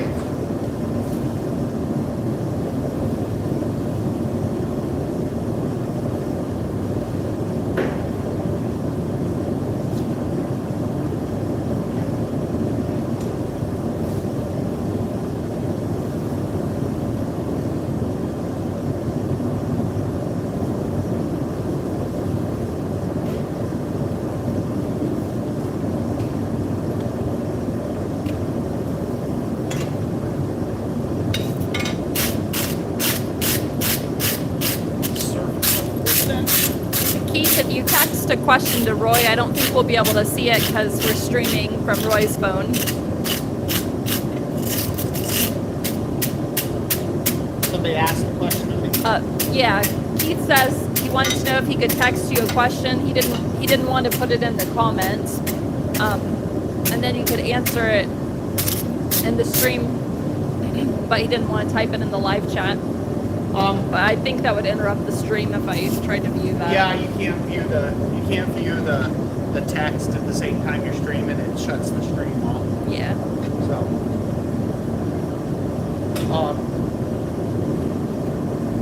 otherwise I would say yes. I'd be happy to do that. So, I'm gonna show this off real quick. Obviously, it needs a little bit of refinement. I'll need to do a little bit of tweaking, but you can see that starter. Yep. Little mid-bar collar, ball, whatever you want, call it, the faceted ball, Yep.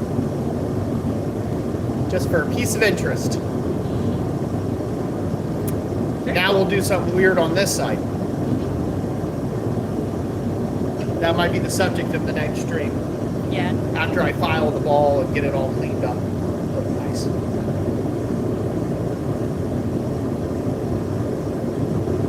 You good? Yeah. All right.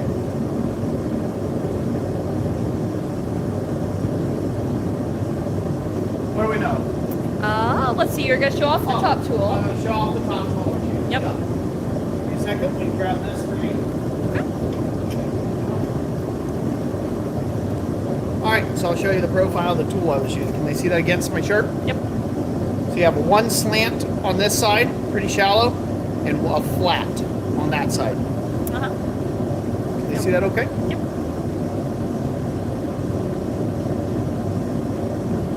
Now I got a groove around it. Now these tongs fit into it. To hold it. Yep. Good? Fits nicely. I believe we have a whole playlist on those. Yep, sure do. Speargrass asked if you're gonna do a reverse twist after the ball. Might look nice. Although, would you be Nice. able to put it flat against the wall if it's a twist? Yeah. No, well, there's a type of twist you can do where you re-square. Oh, okay. Yeah, Gotcha. that could look good. Oh yeah. Let's see here. Richie Woodworker says, I was looking at your little swedge block stand. Did you ever make a base for it? No, I haven't made a base for one in my shop yet. I used to have it sitting on until last quad state. I sold off a swedge block I had made. I made a striking swedge. I used to sit on that, but now that's gone, so I haven't had a chance to rehome it yet onto a base of its own. So it just kind of floats. It's in the back right now. It's over in the background behind the fly press. So it just floats around until I find a home. Any other questions, Jess? Tabaka says, get into the groove. Oh yeah, gotta get into the groove of things. Tim O'Connor says, pineapple twist. Ooh, that could be a pretty one. Mm-hmm. Go pineapple twist. Set that up there. When we Alrighty. get to that, Get people salivating on it. Let them salivatate on that little beauty. Salivate. I don't have my phone. I was going to check the time. Oh, What time we are at, Jess? We are at 8:45 on the nose. 8:45 on the nose. Yep. Good, good, good. I'm going to shut this off so I can talk a little more reasonably. Fly Fisher asked if you're wearing a different apron. What's that? If you're wearing a different apron than usual. I have 2 aprons in the shop. So this is one. It's a very old shop apron of mine. I usually just use this anytime I'm doing like dirty work, I guess, or like welding or something else. These are fairly loose fitting. They don't really protect a whole lot. They are nice if I'm sitting at the anvil, because my other apron style has a gut protection, which is great when you're standing. It has a lot of great back support, but it does kind of cut into you. Yeah. You know, when you're sitting down, it kind of pulls on me weird, which you don't like.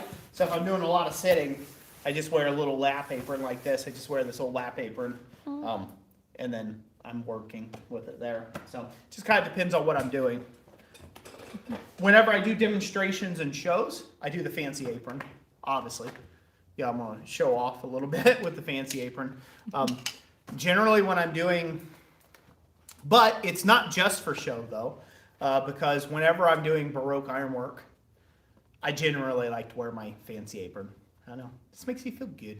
Mm-hmm. It's like a nice little hug. Mm-hmm.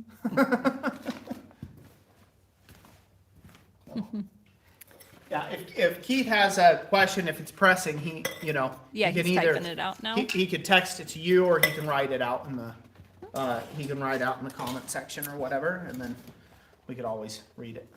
He says, he typed it out. He said, I have a dinner triangle / bell made by Thomas. Mm-hmm. We don't have a proper place to put it or a use for it. I was wondering if you would want it in your shop, maybe as a bell to ring, similar how Troy has a bell to ring. Yeah, I'd like that.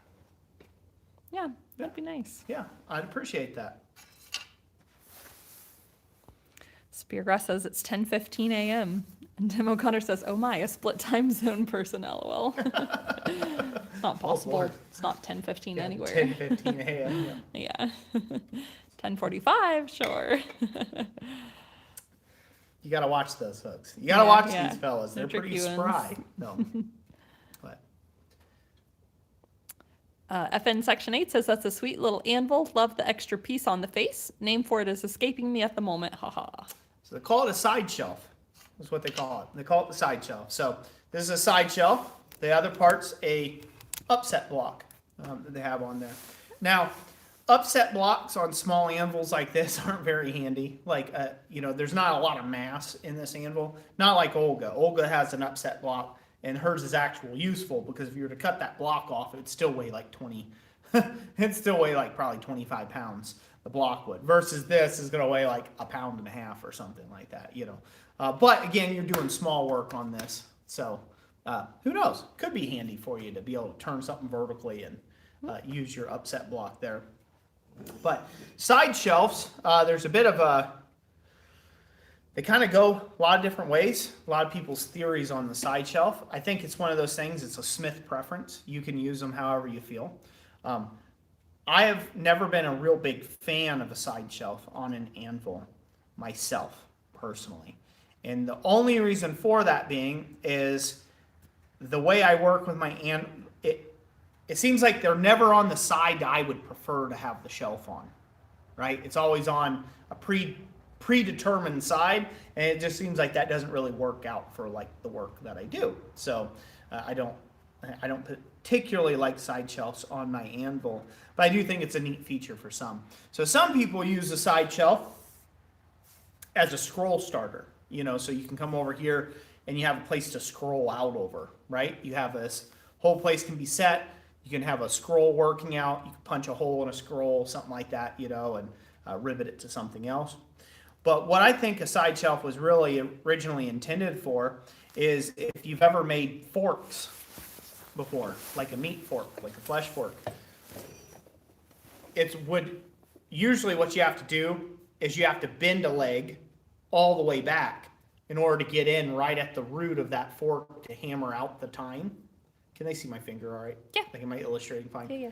So usually you have to curl one of the fork tines all the way back out of the way in order to get down in the root of it and forge out the split that you've made, the rag out of the split. And then you would bend that one out of the way. Use the wrong finger there. Use a different finger. You would bend that one out of the way then, and then you would forge on your next one, right? Well, with this side shelf, you can see very easily you don't have to bend that fork so much out of the way, and you can get right up into the pocket of that. You more just have to keep it spread like this, and you can work on the piece and then work on the piece. Does that make sense? So I think a side shelf was originally intended for that myself. I think somebody was making a lot, like a whitesmith was making a lot of forks and flesh forks and things like that, and this would have been super handy to have something like that protruding out. That's a nice flat spot that they can beat out tines. That's just a theory of mine. That's probably not accurate at all, but it's just a theory of mine myself. Beergrass says I've heard them as called clip shelf for forging toe clips on horseshoes. Yeah, I guess you could do that as well. The ones I've seen, at least the Farrier anvils here in the States, the clip shelves they have are bumps. They're more like a rounded bump that sticks out on the anvil. At least that's like on like the Cliff Carrolls and some of the other type of anvils I've seen. They don't have a big square shelf that sticks out like this. It's more of a like a round, I don't know, what do you call it? Maybe like a rounded protrusion. I mean, it's out, it's for forging clips, like you're saying. But I mean, clearly you could forge toe clips on that shelf too as well. You could shape it for however you want. So clip shelf. Keith says clips were normally on the horn. Yeah. Side shelf, clip shelf, weird guy protrusion out then, whatever, weird anvil protrusion there. You do that too. Pretty nice anvil though, I think, all around, for what it is. Tim O'Connor said the side shelf is coming in very handy for fine feather work on the birds I am working on. Very cool, very cool. No. Yeah, I had a fun story about side shelf. So SOFA, Southern Ohio Forge and Anvil, I did a demonstration for them at one of the regular monthly meetings. It wasn't at a quad state, it was just at a regular monthly meeting that they had. It was back when I lived in Ohio. And up to that point that I'd done the demonstration, they had just acquired a big, beautiful, I mean, just a really gorgeous, I want to say it's a 200, I think it was like 250 or 275 pound double horn anvil that had a nice big side shelf on it and all this other stuff. And for the life of me, I could not get over that shelf being in my way. Because my anvil before Olga was a traditional, like a London pattern anvil. And it was like a very large 300-pound anvil, right? So not only was it a narrower face that I was working on, the anvil that they had, because they had a much narrower face. Not only was it a really narrow-faced anvil for its size, but it had that weird side shelf, and I just could not, it was just messing with my brain because I was so used to, on that 300-pound London pattern anvil I had like an area, because it had a sway in its back. It had an area that was good and flat that I could work on. One area, right? I mean, you had all the rest of it, and that was all well and fine, but you didn't forge over there because you couldn't keep anything square or straight. And so I would forge on this one section, and that one section just happened to align exactly right where a side shelf would be. And so I kept coming out of the fire and coming to where I would go to at my normal anvil. Again, this is the first time I ever used the anvil, and I was just so used to using anvils that I never used an anvil before that ever had a side shelf. And that side shelf was like in my way constantly. I was coming back like here to work on something. I was coming in and striking to hit, and I end up hitting the corner of the side shelf right during the demo. And of course, brand spanking new anvil, and I'm doing a miss hit on the side shelf that was sticking out there because I was doing like a back face hammer blow, and I happened to clip the side shelf on it.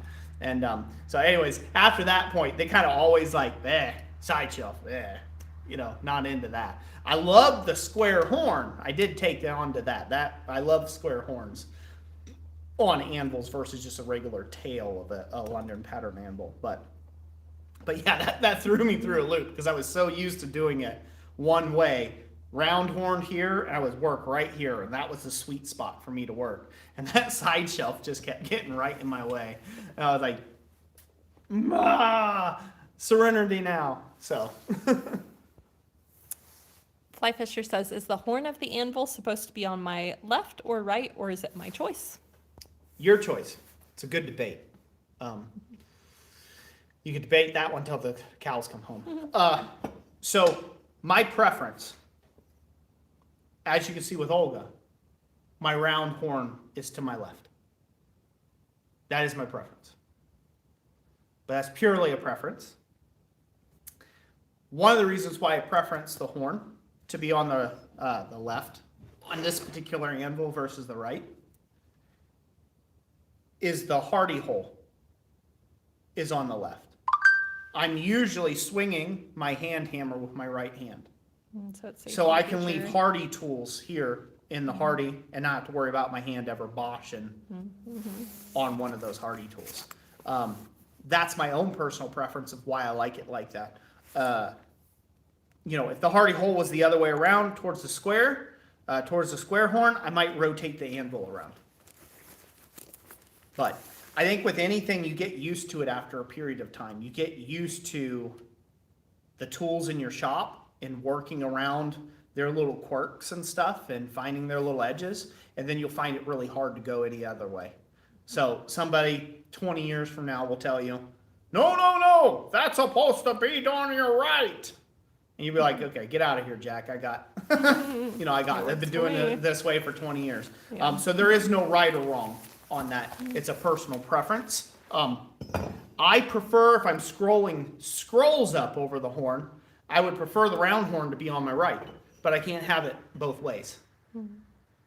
I prefer the upset block on the front, not facing me. I prefer having an upset block to the front. I like hanging the bar over the edge of the anvil and holding it against and hammering if I'm going to do that, versus back here staring at it towards me. So this anvil, Olga worked out for not only the hardy hole to be on the left, the round horn to be on the left, and the upset block to be out the front. You could always walk to the other side. Yeah, just walk around, if you don't like it that way. And then if you find you're always having to walk around, flip the anvil around. Make it pretty simple on yourself. So, just like there's people who are like, they swear on their mother's lives that there's left-handed and right-handed tongs. There's not. Flip them over. They're the same tongue. It's like, it makes really no practical difference. So if the only time that would matter is if your reins were really out of adjustment and they were like diagonals of each other. But if your reins are in line with each other, it doesn't matter if they're left, right, up, down. They're tongs. Yeah, right. So, some people swear that makes them a better smith. I don't get into all that stuff. It's a preference. If you want to make a bunch of left-handed tongs and do a bunch of left-handed puppetry on your Sunday afternoons, you do whatever you want to do. Knock yourself out, kid. Or if you want to make a bunch of right-handed tongs, go ahead. But all that matters really is the work that you're producing out the other end. Yep. Tim O'Connor said old anvils didn't have horns. Not all of them. Really, really old ones didn't.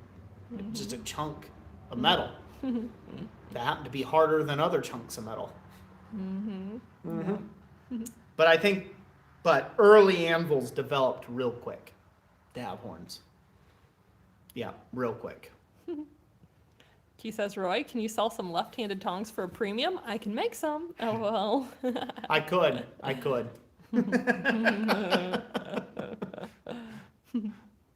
What about left-handed hammers? This is Carter's Ironworks. I sure can. Man, I could take and sell sand to a desert. So let's go.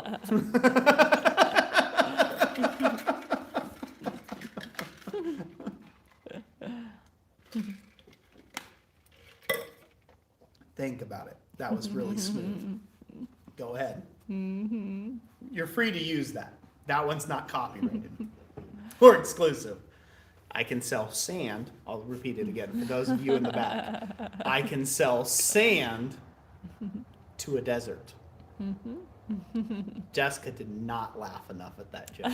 Not nearly enough. You hear it? She's giving me like a half chuckle over there. Oh. Well, here, you laugh to the amount that you think it deserves.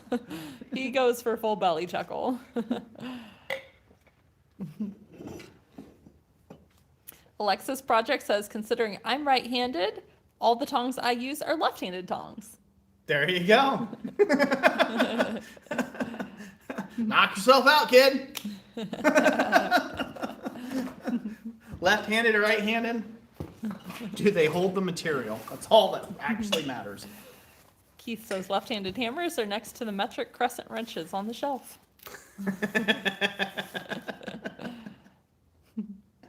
Yeah, give me that 7/8 adjustable spanner.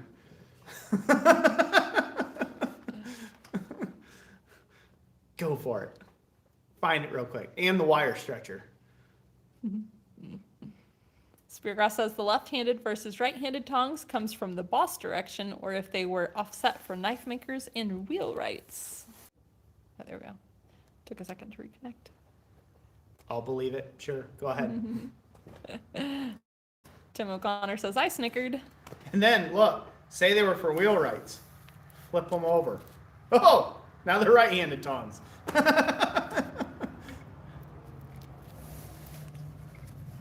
Jeff Killian says that anvil would be perfect for the treadle hammer. Oh, yeah. It could be real great for the treadle hammer.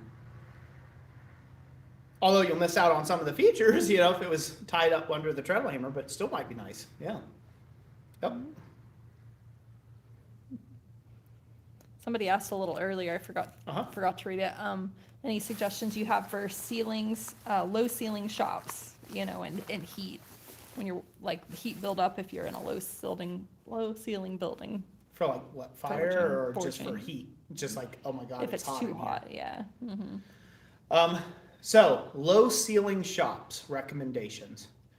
Your biggest friend to get the heat out of there is going to be an exhaust fan. And a heavy duty one at that. If you have a problem with that, so say you're in a garage, right? And that garage only has like an 8-foot ceiling. Okay? You're in a garage, the garage only has an 8-foot ceiling. And you know, you're in there and you're just cooking alive. You got the garage door open, but it still doesn't seem like it's really dumping out enough heat and getting it out of there. Way thermal dynamics works. A lot of times that heat's going to pool because there's cooler air trying to rush in, and it kind of gets like in a traffic jam, if you will. So it holds the heat. So you can have a big open door and still not feel like the heat's going anywhere, right?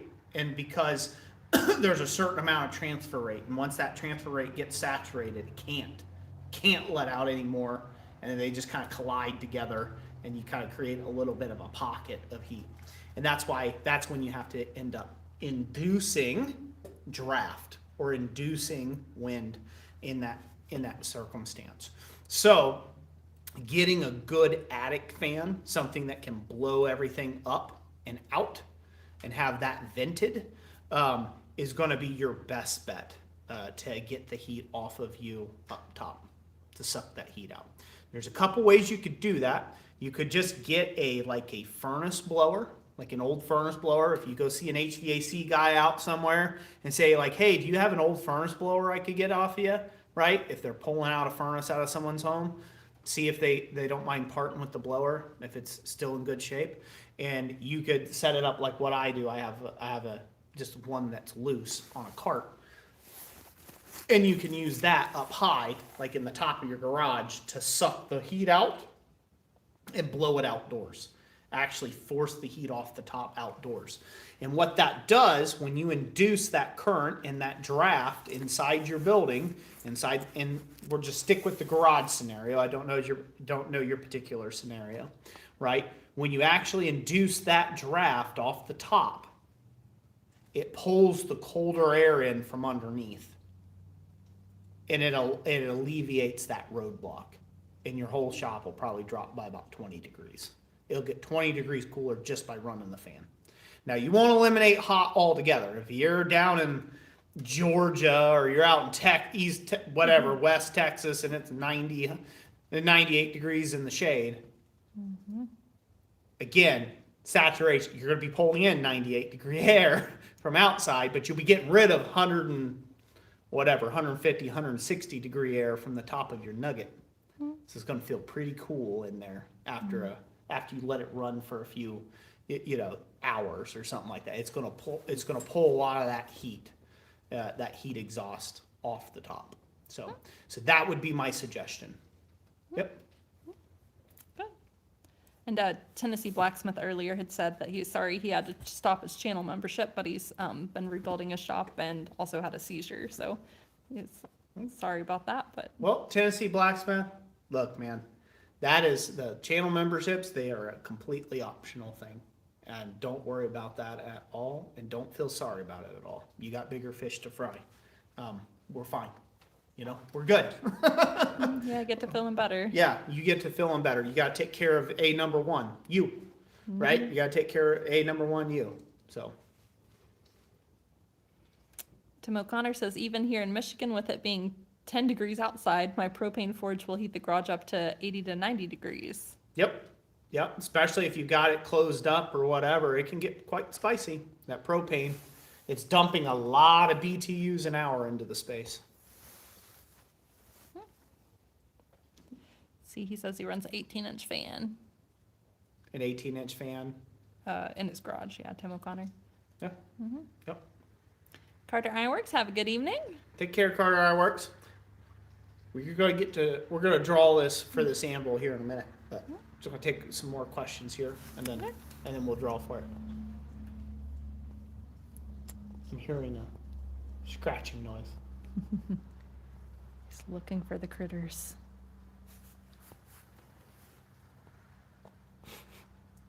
It would be so bad if I caught that thing and it's biting in, and I'm screaming like a girl, and it's swinging around like this, and it would live in YouTube infamy forever. I'd be like, why are the teeth so sharp? They warned me. Going on a mink hunt. Gonna catch a big one. I'm not scared. That was such a cute little dude, too. It was only this tall. It was only this long. The whole thing was. It was cute. Harold Hodgkinson. Anvil, please. Anvil, please. Oh, he's getting started on it, huh? Speargrass says, I have a question. Just a moment. Okay. Flyfisher says, can I try for the anvil even though I want a sticker? Yep. Sure can. If you win the anvil, then the sticker will just go in with the anvil. Well, kind of. Huh? The anvil's coming from Amazon, so we just slapped a mail it separately. Oh, yeah, that's right. But yeah. Never mind. No, you get no sticker. If you win the anvil. There, I retract that previous statement. Send it to Amazon. Be like, slap this on the package. See, Keith says, the backside of my propane forge is up to my coal forge chimney. I keep the doors open while running it. Usually sticks around 80 degrees while running the propane forge. Very nice. Not bad. If it's backed up to your coal forge chimney, where it can draft a little, that helps. If you can get draft off that front dragon's breath, that can definitely help out in the summer months. That's for sure. See, Richie Woodworker says, are Canadians in the race for the anvil? I think we're keeping the anvils just to the U.S. I think so, yep. Yeah. Yep. Speargrass says, for the new smiths, if any are here, apart from the hammer, anvil, forge, and tongs, what's the first tool you would recommend for a new smith to make or buy? So outside of hammer, anvil, forge, and tongs. Well, vise, Mm-hmm. blacksmith vise would be really handy to have. But to make or buy,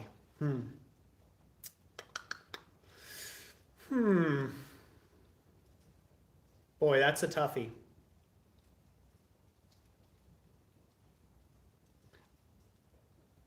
Like, man, he made that one difficult because he eliminated tongs. I was getting ready to say a pair of bent knee tongs, but yeah, no, can't be tongs. So let me think about this for a second.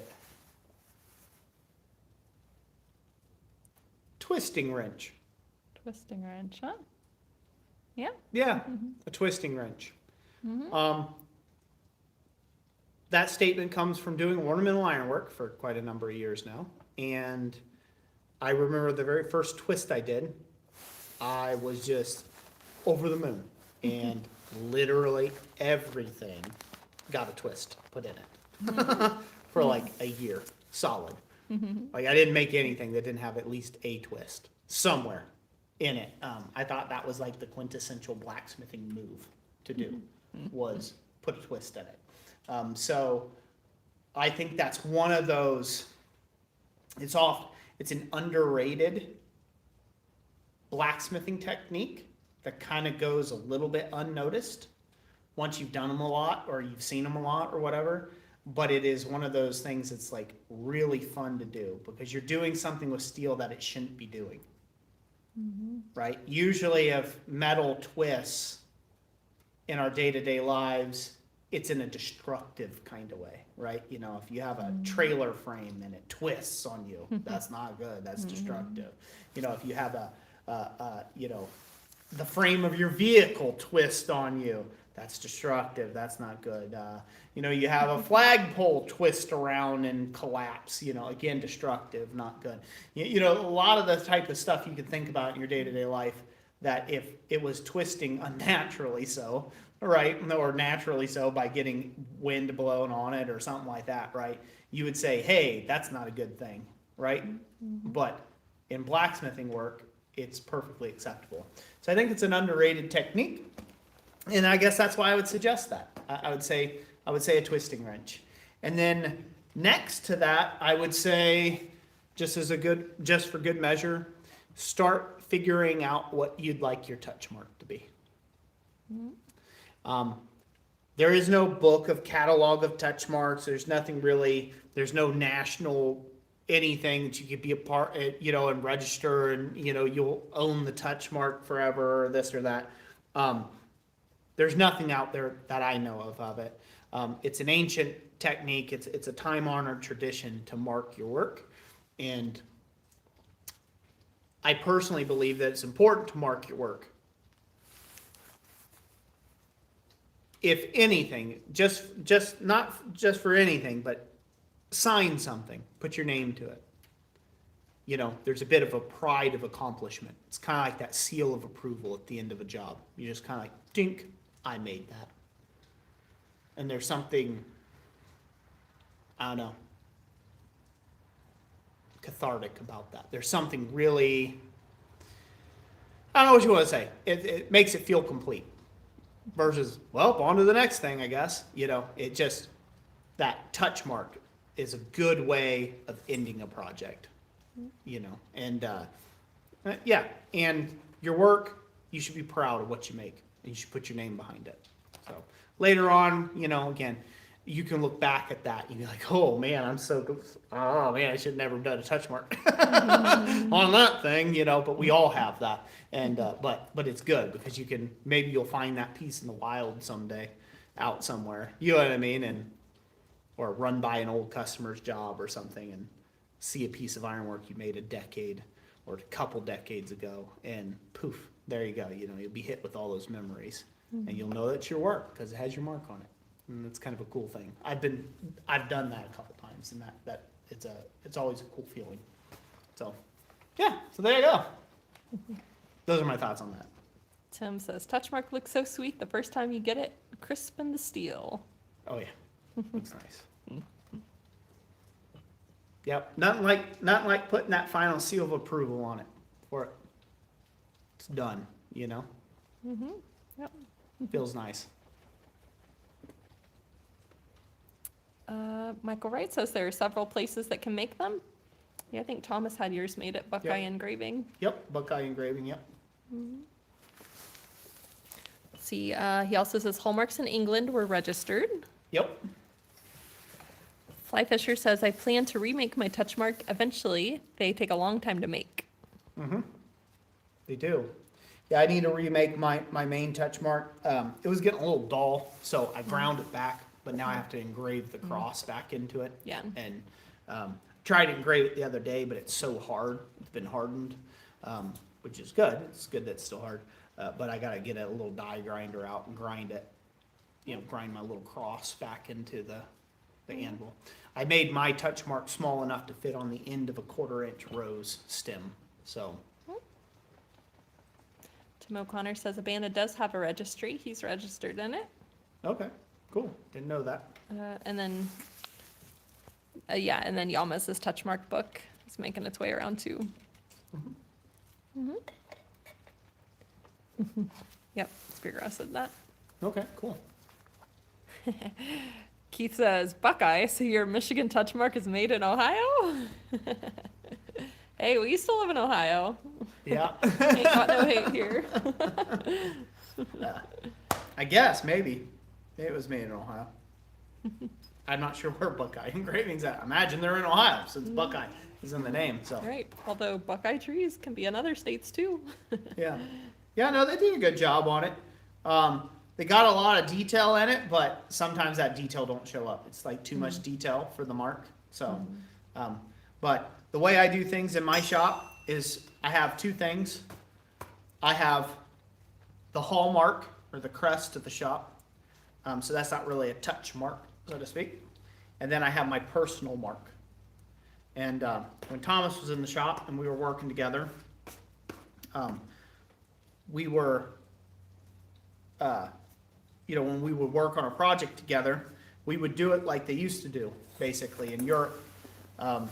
And that basically was you would have the hallmark, like on a big gate, like a big gate railing. You would have the hallmark of the actual shop that produced the work, right? The company that produced the work. And then you would have underneath that hallmark, you would have the masters that worked on the piece.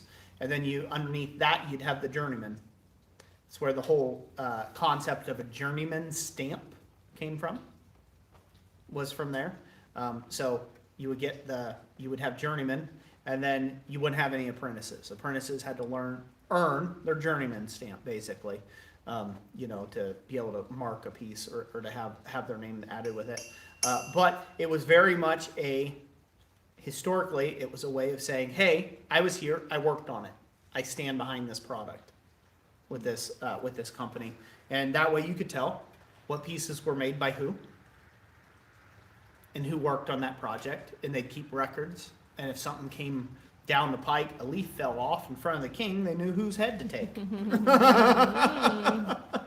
Right? They knew who to pass that luxury down to, so you did good work, but it was your mark, right? You made your mark on the world. There's a lot of little sayings like that kind of little forgotten sayings, that all kind of came from that side of stuff, leaving your mark, That's another one. It's literal, yeah. It's a literal, leaving your mark. Yeah. Yep.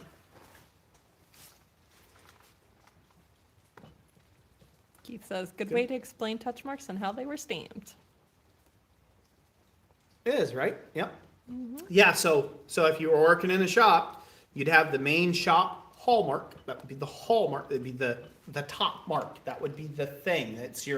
That is the logo, the company. That's who oversees the project. Bam. That was Christ-centered Ironworks. Boom, is responsible for this job. But let's say if I had you guys working with me, it would have I'd have a master smith stamp, which would be my stamp because I'm the master of the shop, right? I don't know. There might be designers. There might be an owner of that shop, but I'm the master blacksmith in the shop. And then I would have journeymen that would work underneath me, and they would all have a mark underneath my stamp in hierarchical order. and then that would give you your records of who worked on what. Yep. Tim O'Connor says 75er will look nice next to Lagertha, the 125 pounder. Lagertha? Dang. Yeah, Lagertha. I'm mispronouncing that. But. All right. I've stalled long enough, and I am ready to give this bad boy away. All right. So, we are going to do it a little different. Instead of ringing the anvil with the hammer, I'm just going to bounce the ball bearing? ball bearing on this thing. And when it comes to a halt, we're going to pull a name. Okay. Sound good? Yep. So, if you're in the U.S., comment away. Yep. If you're outside the U.S., Something anvil. shush. so let's see here. Gotta find a good spot where she'll bounce and stay. Bounce this day. I guess I'll just keep bouncing, and then when I just pick it up for the last time, then Okay. you can go, okay? All right. Are they commenting? They are. Wonder who's gonna win it. I wonder. 70-pound Chayo. Double horn with side shelf and upset block. Let's see who's gonna win.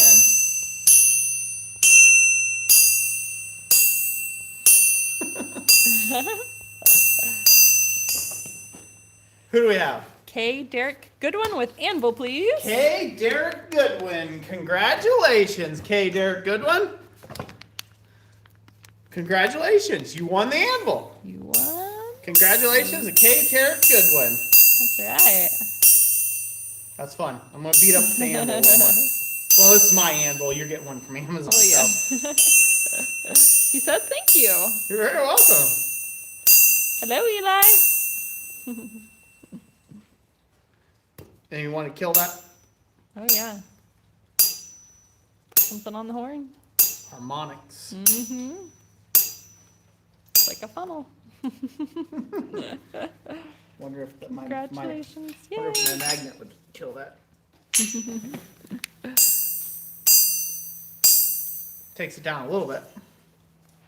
Thank you everybody for the thumbs up. We have 41 of those and we have 35 viewers who stuck with us till Awesome. the end. Thank you. Boy, you guys had good odds tonight then. Yeah. 35 viewers. Jeff Killian says playing jacks.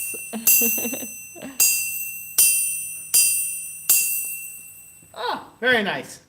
Cool. Well, congratulations to all the winners Uh-huh. of all the giveaway items. Yep. Want to reiterate what we're doing all this for this year. So we decided to give away 10 anvils for our 10-year YouTube anniversary. And so that's what we'll be doing once a month. We'll be giving away a new anvil. So whether it's this kind of anvil or be a different kind of anvil, it might be a bigger anvil, it might be a smaller anvil. But we plan on giving away 10 anvils over the course of, well, the rest of the months. So I think we'll hit dead on the money come December. That'll be our 10th anvil Yep, that's correct. to give away in this celebratory year of 10 years here on YouTube. So so we hope to continue on doing that. There are some exciting things coming to Christ Center and Ironworks and to blacksmithingblanks.com. Hopefully there's some exciting things coming. Let's say that. Let's say there'll be some exciting things coming, and we will see how that goes. I do plan on getting back to doing my YouTube schedule. I'm not going to lie, not going to tell you when, but we'll get some videos out there for you guys as well. And I do thank you everybody for sticking with me all these years. Now I have put out a boatload of YouTube videos, enough to kind of, well, more videos than what most people do in a decade. So I'm stocked up for a little while. I've covered just about every type of topic. But when we do get back into doing forging videos, we will be focusing on this type of work. This is the type of work that I want to do. I want to make this kind of work approachable to everybody. I want it to be something that you don't feel like you're scared of, like you can't do this kind of level of ironwork. And so I want to take I want to make some really complex forgings. I want to break them down to their simpler elements and teach those. So when we get back to YouTube, we'll be doing that. I got some gear reviews I want to do. do a review on that anvil there. I've got a couple forges to review. I've got a bunch of other kind of review type stuff that's been sitting forever. I'll be on the docket, so I'll have some of that stuff to do as well. But generally speaking, I want to get back. I want to get back to doing this type of stuff. So when I'm doing a video, I want to follow along the baroque journey that I like to that I'm going on. I would rather it do that. So I hope to do more stuff like this. Be prepared to see more videos on stuff like this with the cantus leaves and whatnots, and you name it, scrolls and all sorts of craziness with that when I get back. And yeah.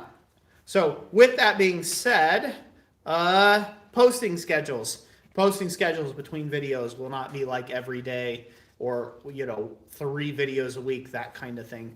This type of work just takes too long to do that. So it'll probably be, I might manage a few videos a month, that kind of thing when I get back to it, just because they will take a while. They will take a while, but they will be good, and they'll be something that you won't want to miss.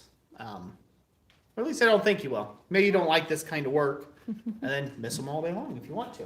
But that'll be up to you. Either way, I won't care. I'll just be doing what I'm doing.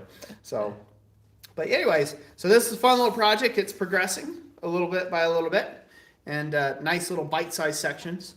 So hopefully next month, at next month's live stream, I'll have this cleaned up. We'll progress a little further. And then we might be able to do the next stages and finish it up in the next live stream. If not, it might be one more live stream. And then after that. So in two more live streams, hopefully we will have this thing fully finished. And it'll look neat, I think. It's definitely getting more decorative all the moment, doesn't it? Mm-hmm. Oh, yeah. Kind of all coming together. Yeah, definitely. Make a nice handle for something, too. Poker it would, yeah. Something. Yeah, it would make it a real nice handle also. Yeah. Anyways, all right. Any last questions or complaints or comments or concerns or? Harold Hotchkiss said he's been a member for 63 months, and Tim O'Connor says 58 months for him. Awesome. Thank you guys so much. Tim says looking forward to more of the baroque. I'm glad. Michael Wright says, I know it's hard without Thomas. Big thanks for all that you and Jess do for the blacksmithing community. You're very welcome. You're very welcome. So, yeah, it's been some difficult adjustments in the shop, to say the least. I missed the heck out of them. So, yep, and that's going to be that way for quite a while, And so. Yeah, so I don't sob on about that too much, but yeah, like I said, I appreciate being here. I appreciate y'all sticking with me and being here as well. And, we'll just continue on, right? The show has to go on, as it were, right? And I think that's what Thomas would want to as well, the show to just continue right on. So he's just watching through a different lens is all now, and so hopefully he'll be excited to see the,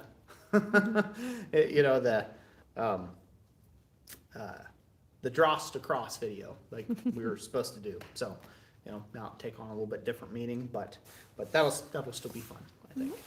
Yep. Wayne says, great live stream. Thank you. Must run for dinner and God bless. Take care, Wayne. So, yep, glad to be here. Glad to do the live stream. So, God bless you. Fly Fisher also says, thank you for the stream. Very welcome. Very welcome. Thank you for being here. Keith says he'd kick our butts if we didn't keep moving. Oh, yeah. Got a pretty big butt to kick, so you wouldn't have to aim very hard. You could hit that thing from a mile away. Running it. 40 paces. Richie Woodworker says, God bless. Yeah, God bless you, Richie Woodworker. So thank you, everybody. Thank you so much for being here. Thank you for joining us. Hopefully, maybe by next stream, everything will be good. We won't have like monsoons going on. We'll have the big camera equipment out, and we'll have some multi-camera angles and things like that, and set it up right and have some fun with that. Hopefully my shop will be back in order. And yeah, I got a mess going on right now with a build project going on So hopefully that'll all be straightened out by the time we have the next live stream. So we'll see how much work Roy can get done in a month from here. So, but thank you all so much for joining us. God bless each and every last one of you. Thank you for being here, and we will see you next month, which will be, I don't know, it'll be We'll probably announce it. somewhere in the 20th, somewhere in the 20s. Probably. Next month, yeah. so it'll be more towards the tail end of next month, in the month of May, which is crazy to think about. Yep. Coming up already, month of It May. is a week away. Time's flying. Anyways, God bless you all. Have a great rest of your week and weekend, and your start of your new month. We'll catch you all next time. Bye now.